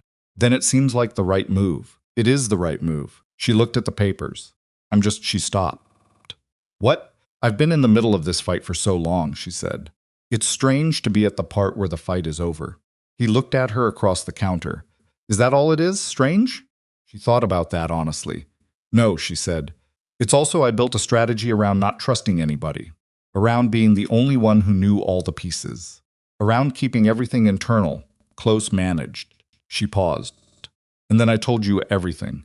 And you rode 80 miles and found a railroad surveyor and came back and stood on those steps. And that was also part of how this worked. I was glad to do it, he said. I know. She looked at him. That's the part I'm still getting used to. He was quiet for a moment. Then you don't have to get used to it all at once. No, she said. But I'm going to try to get used to it anyway. She signed the railroad agreement the next morning. That afternoon, she sat down with a county attorney and a document she'd been thinking about, since Talon had first told her what the water rights were worth. She transferred the water rights into a community trust. Not to herself, not to the railroad exclusively, not to any individual. To the community, governed by a board of 7 residents, Cinder Hollow citizens with no land interests in the water channel itself, rotating on 3-year terms. The attorney had looked at her over his spectacles. You're giving up significant direct income. The railroad contract payments go to the trust, she said, which funds maintenance of the water access for every household in this area. She put the pen down after signing. Nobody controls that water. That was the original idea 60 years ago. We're going back to it. He'd processed the paperwork without further comment. Word of the trust got through Cinder Hollow in about 2 hours, which was the speed at which Cinder Hollow processed information, when the information was significant. People stopped her on the street, not to congratulate her, exactly more to look at her directly and say things that were simple and real. The grain elevator manager said, "That's a good thing you did." Mary Sweat said nothing, just patted her arm once with a hand that felt like old rope, which from Mary Sweat was a full endorsement. Gideon heard about it upstairs and said nothing. When she came up for supper, just looked at her across the table and then looked down at his food. "Papa," she said. "Eat your supper," he said. His voice was rough in a way that wasn't just the cough. She ate her supper. What hadn't resolved itself, through all of this, was the question of Talon Mercer, where he went from here, and what that meant.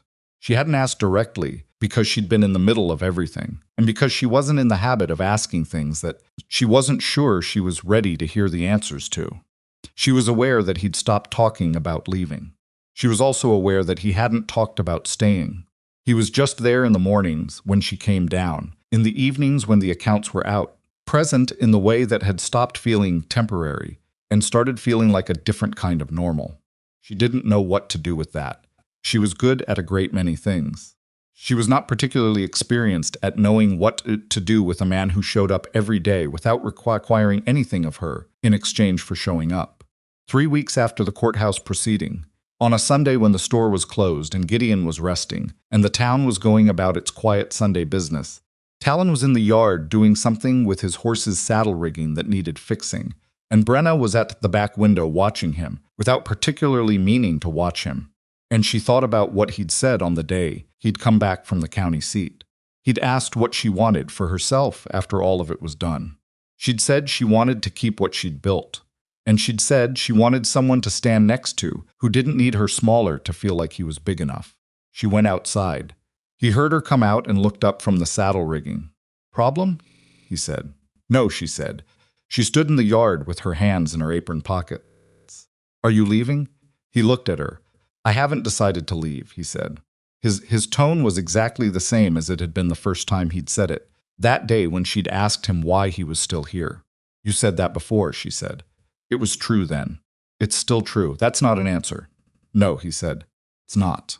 She stood in the yard and waited, which was something she'd gotten better at, through all of this, waiting for the thing to be what it actually was, instead of what she needed it to be. "I want to stay," he said. "If that's something you want to hear." She thought about it, about what it would mean, about all the ways it could go wrong, because things could always go wrong, and she was not a person who ignored that. About her father upstairs, and the store, and the water trust, and the life she'd built that was entirely hers, and that she'd fought like hell to keep.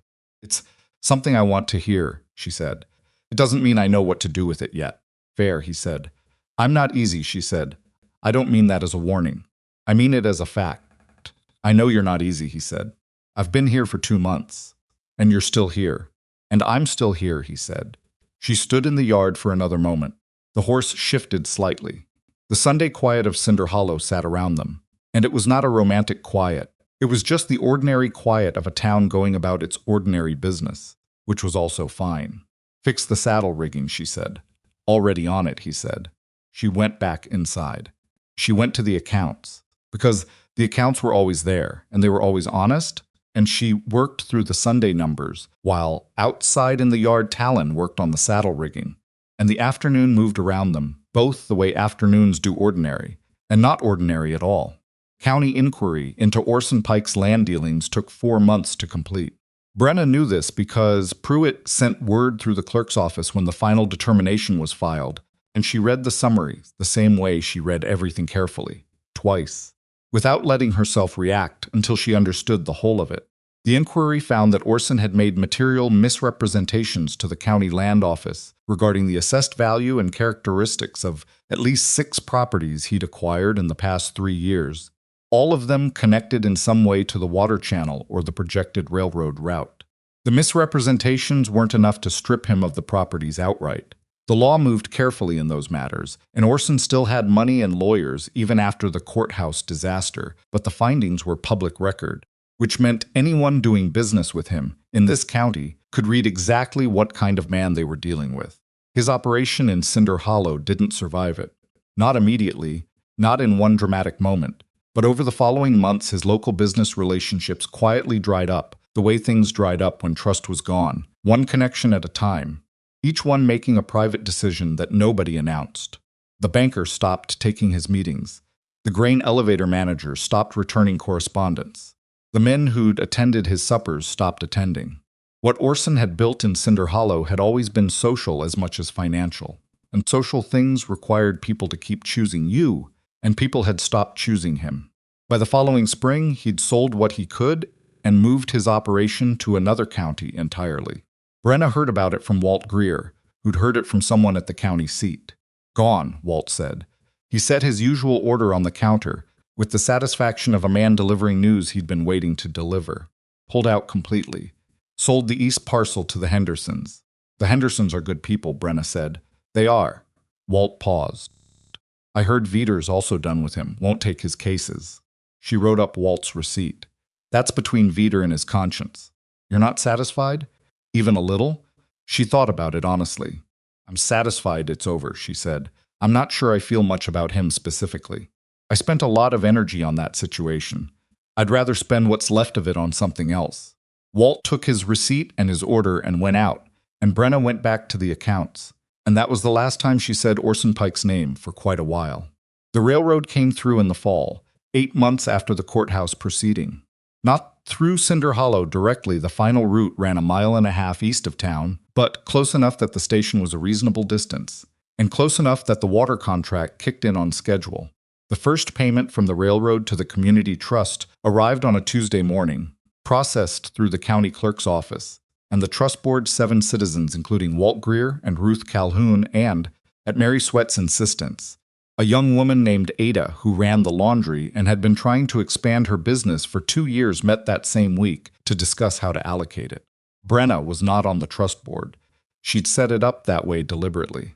She had enough to manage without also managing the community's water money, and more importantly, she'd put the water into community hands, because she'd meant it, because the point was that no single person controlled it, including her. When Ada came into the store, a week after the first board meeting, to buy rope, and ended up talking for half an hour about what the trust funds could do for the laundry's water access situation, Brenna listened and offered 2 practical suggestions and felt something that was uncomplicated and good. That feeling was rarer than it should have been, and she knew it, so she paid attention to it when it arrived. The store itself was doing better than it had in years.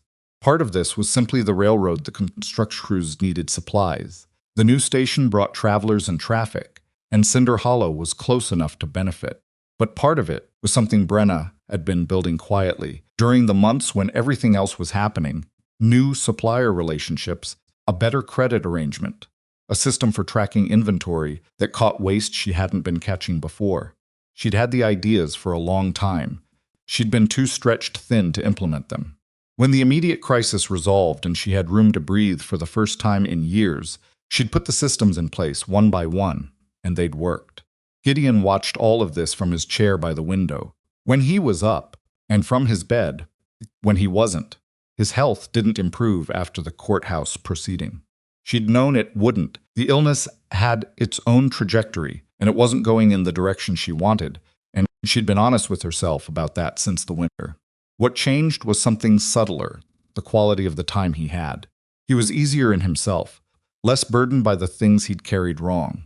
He came downstairs more often on good days. He talked more, and differently, not about what he should have done or what he was worried about, but about things he remembered, things that had happened when her mother was alive, things Brenna had never heard before because he'd kept them private the way certain men kept everything private, until they finally understood they were running out of time to share it. She sat with him in the evenings when the store was closed. Sometimes Talon was there too, at the table with them, and Gideon talked to Talon the way he hadn't talked to another man in years directly, without the guard up, asking about places Talon had been, listening to the answers with real attention. One evening in November, with the stove going, and the lamp burning and the wind picking up outside the way it did before a cold front, Gideon said to Talon, "You planning to stay in Cinder Hollow?" "Yes," Talon said. He didn't qualify it or explain it. Just yes. Gideon nodded. "Good," he said. Then he looked at Brenna. "You two figured out the rest of it yet?" "Papa," Brenna said. "What?" "You're 30 years old. He's here every day. I'm old and sick, and I'd like to know." "We're working on it," Brenna said. "Working on it." Gideon turned to Talon with an expression that was approximately diplomatic. "Is she always this careful about everything?" "Yes," Talon said. "Drives you a little crazy?" "Sometimes," Talon said honestly. "Mostly, I think it's one of the better things about her." Gideon considered that. "Good answer," he said. Brenna looked at both of them across the table. "I'm right here." "We know," Gideon said, and went back to his coffee. She and Talon had their actual conversation about it 2 weeks after that, without Gideon present, on a cold morning when the store was still closed and the town was just stirring. It wasn't a grand conversation. It didn't happen at a romantic moment or in a beautiful setting. It happened at the kitchen table before the coffee was ready, both of them tired. Talon having just come in from checking on the horses in the early cold, Brenna having been up since before 5 because her mind had started before the rest of her. "I've been thinking," she said, about you being here." She looked at the table. She was not good at this particular kind of conversation, which she recognized as a flaw and had no immediate solution to. About what that means going forward. He sat down across from her. He didn't rush her. "I'm not good at meeting people," she said. "You probably know that already." "I know it. And I'm not going to be good at it," she said. "I'm not going to suddenly get easy about it. I'll still keep things in my own head longer than I should. I'll still try to solve things alone before I think to ask for help. That's not going to change overnight, and it might not change at all." "I know that too," he said. "And yes," he said. "Brenna." "Yes." She looked at him across the table. He was a man who'd spent 12 years riding away from places and had decided to stop.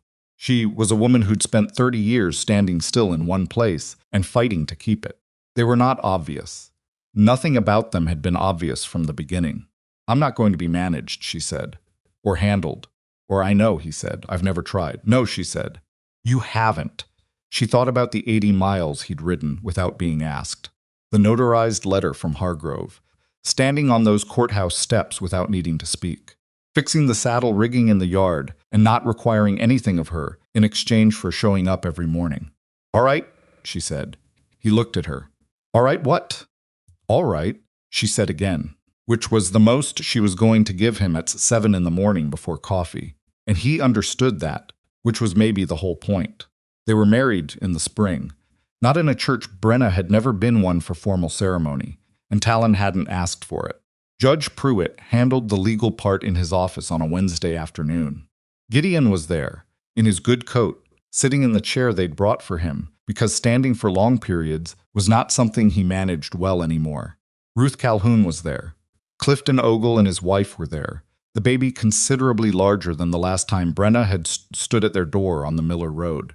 Mary Sweat was there, in her good dress, and when Pruitt finished the legal portion, she said, in her carrying, unapologetically loud voice, "About time," which made Gideon laugh hard enough that it became a cough, and Brenna put her hand on his back, and Talon handed him water, and the moment was not smooth or cinematic, but it was entirely real. Afterward, they walked back to the store Gideon between Brenna and Talon, moving slowly but steadily, and Brenna made a meal, and Ruth Calhoun brought a cake she'd made without being asked. And the Ogle baby knocked over a cup of milk, and nobody made it into anything larger than what it was. In the evening, after everyone had gone home and Gideon was resting upstairs, Brenna sat at her accounts because the accounts were what they were, and Talon sat across from her reading something, and the lamp burned between them. And it was ordinary in every specific detail except that it felt, for the first time in a very long time, like exactly what it was supposed to be. She didn't say that out loud. She wrote it down in no ledger. But she knew it, the way you knew the things that settled into the right place, finally after being carried wrong for too long. Gideon died in January. It was not unexpected. She'd been watching it coming since the previous winter, tracking the slow narrowing of his good days, the increasing time in bed, the cough that changed character in December. She'd sat with him through the worst nights. Talon had been there too, not overstepping, not performing grief he hadn't earned, just present in the way that mattered, getting up in the night when she needed an extra pair of hands, sitting quietly outside the room door so she wasn't entirely alone in the hours that were hardest. Gideon had known he was going. He'd said so plainly, without drama, one evening in December when Brenna was sitting with him. He'd said he wasn't afraid of it. He said the thing he was glad about, the thing he'd go thinking about, was that he'd lived long enough to be wrong about her in front of people who mattered. "That's a strange thing to be glad about," she'd said. "It's important," he said. "I was wrong in public. I should have been right in public sooner. Better late than never." He'd looked at her with those pale eyes. "You're going to be fine. You've always been fine. I just needed to stop worrying long enough to see it. I know, Papa. Talon's a good man. I know that too. Tell him I said so. I'm not good at saying things directly to people." Told Talon the next morning. He'd been quiet for a moment. Then he'd said, "Tell him he's a good man too." She'd told him that afternoon, and Gideon had waved it off with the hand of a man who was embarrassed by sincerity, which was so characteristic that it had made her smile even then. She buried him next to her mother, in the ground behind the property that had always been theirs, under a marker she'd had made, simply and well. She stood there afterward in the January cold, and Talon stood beside her, and she didn't talk, and he didn't push her to talk, And the cold was real, and the grief was real, and the ground was solid under her feet. And she stood there until she was ready to go in. The months after were their own kind of adjustment.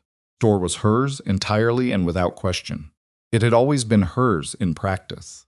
Now it was hers in every other way as well.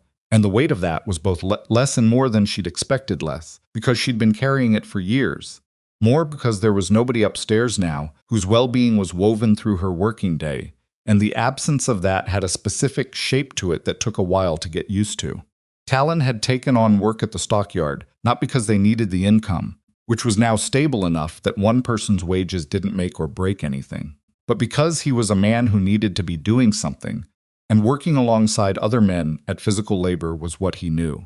He came home at the end of the day with a different kind of tiredness than she had, and they sat together at the kitchen table and were tired in their respective ways, and that was its own kind of companionship.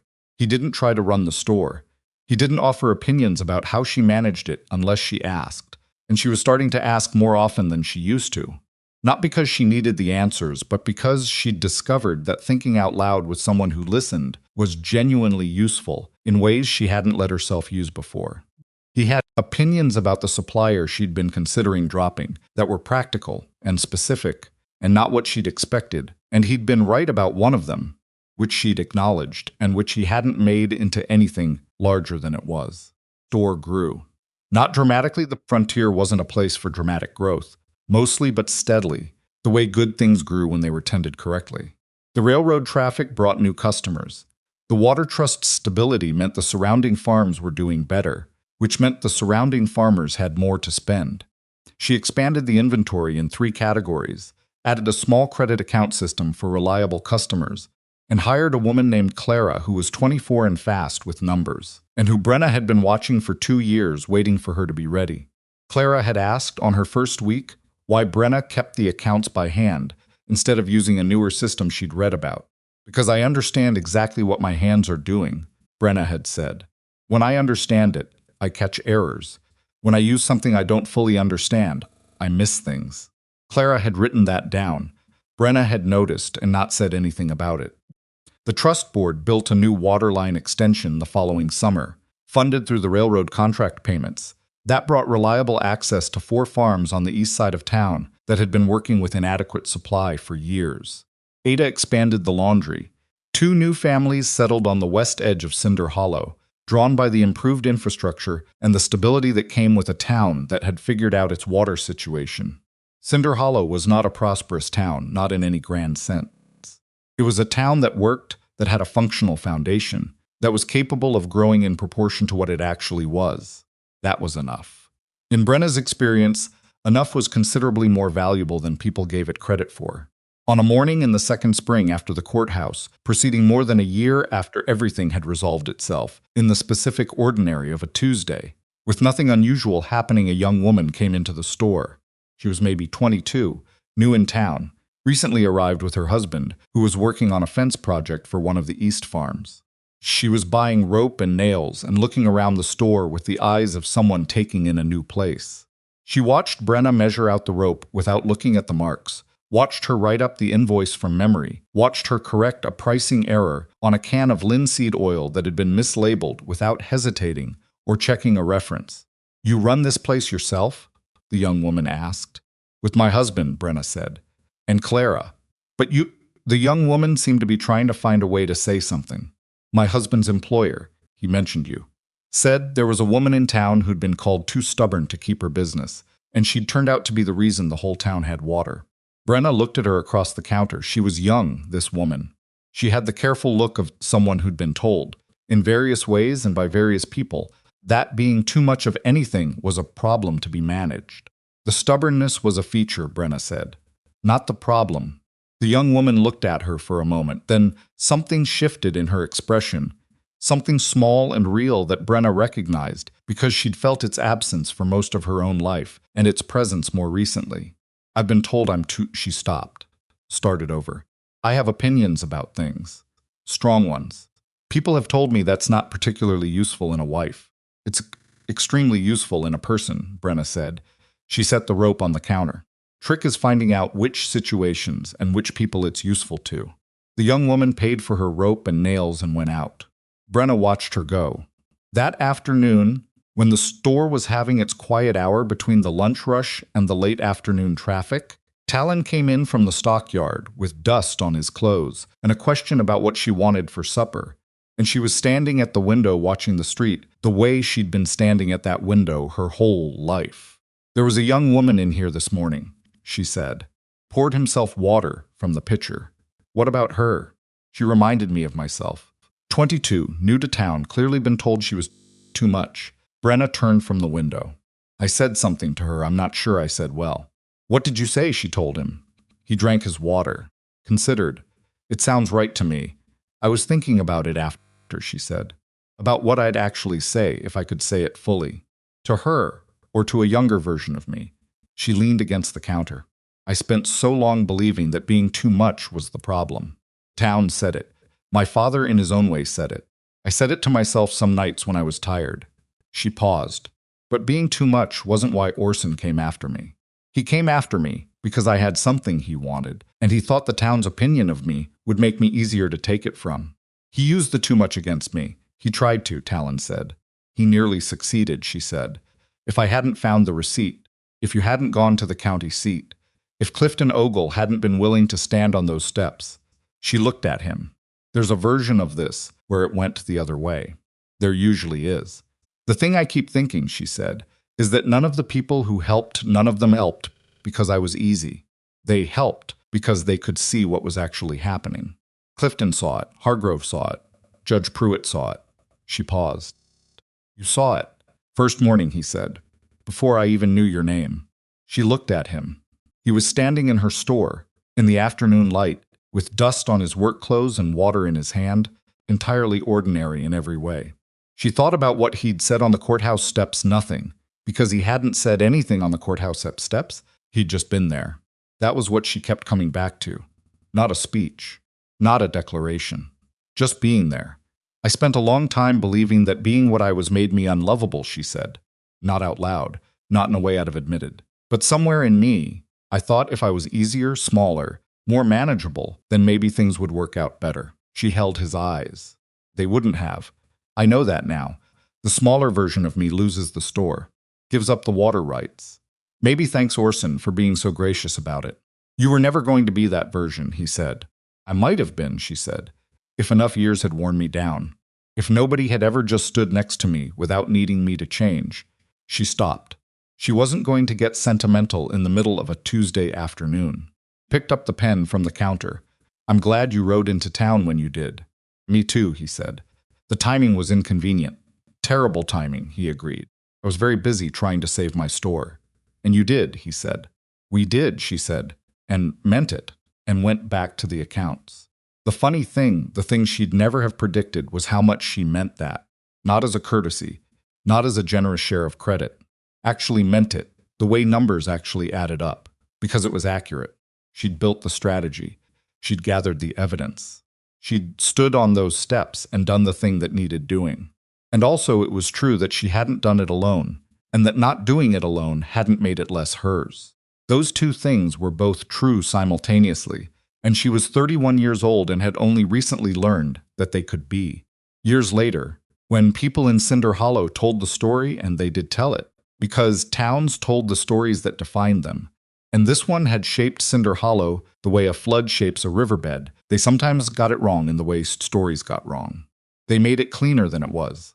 They made Brenna more certain, Talon more heroic, Orson more simply villainous. They made the courthouse scene more dramatic than it actually felt from inside it. What they usually got right was the water trust. That part stayed accurate because it was a fact with a document behind it, and Brenna had been thorough about the documentation, as she was thorough about all documentation. What they sometimes got wrong was the ending. People like to say that Talon Mercer was the cowboy who finally tamed Brenna Rourke, because that was a simpler story, and simpler stories traveled faster. Talon heard this version occasionally at the stockyard, at the hardware store, in the general flow of things. He never corrected it loudly. But if someone said it directly to him, he had an answer he gave, the same one every time, simple and unapologetic. "I never tamed her," he'd say. "I just loved her without asking her to change." People usually nodded at that as if it were a humble thing to say. A few of them understood it was actually the most accurate thing he could have said, that there was no taming, that the word itself was wrong, that what had happened between them was two people finding out that their particular combination of stubbornness and steadiness and complication worked when they stopped trying to sand it into something smoother. Brenna heard him say it once. She was at the back of the hardware store when someone asked Talon the question she'd heard 100 times in various forms, and she heard his answer. She didn't say anything about it. She finished what she was doing at the back of the store and came up to the counter and bought what she'd come for and walked back out into the street. But she thought about those words for the rest of the day, the way she thought about things that landed in the right place, not tamed, loved without the requirement to change. She'd spent 30 years in Cinder Hollow being told the first one was what she needed. It had turned out that what she'd needed was someone who understood the difference. The store stayed hers. The account stayed hers. The water stayed the town's. The railroad ran its trains, and the trust paid for the maintenance. And Clara learned the accounts and got good enough at them to catch an error in a supplier's invoice that Brenna had almost missed, which Brenna acknowledged without ceremony and with genuine respect, because accuracy was accuracy regardless of who caught it. And on Tuesday mornings, when the store was quiet and the accounts were current and the town was going about its business outside the window, Brenna Rourke stood at her counter in her store on her ground and did not make herself smaller for anyone. Not because she had something to prove. That part was done. Just because it was who she was, and who she was had turned out to be enough, more than enough, for the life she'd built, and the man who'd chosen to build alongside her, and the town that had finally, slowly, imperfectly learned to see it. She had never needed taming. She had only ever needed someone willing to stand beside what she actually was. And that, it turned out, was exactly what she'd gotten.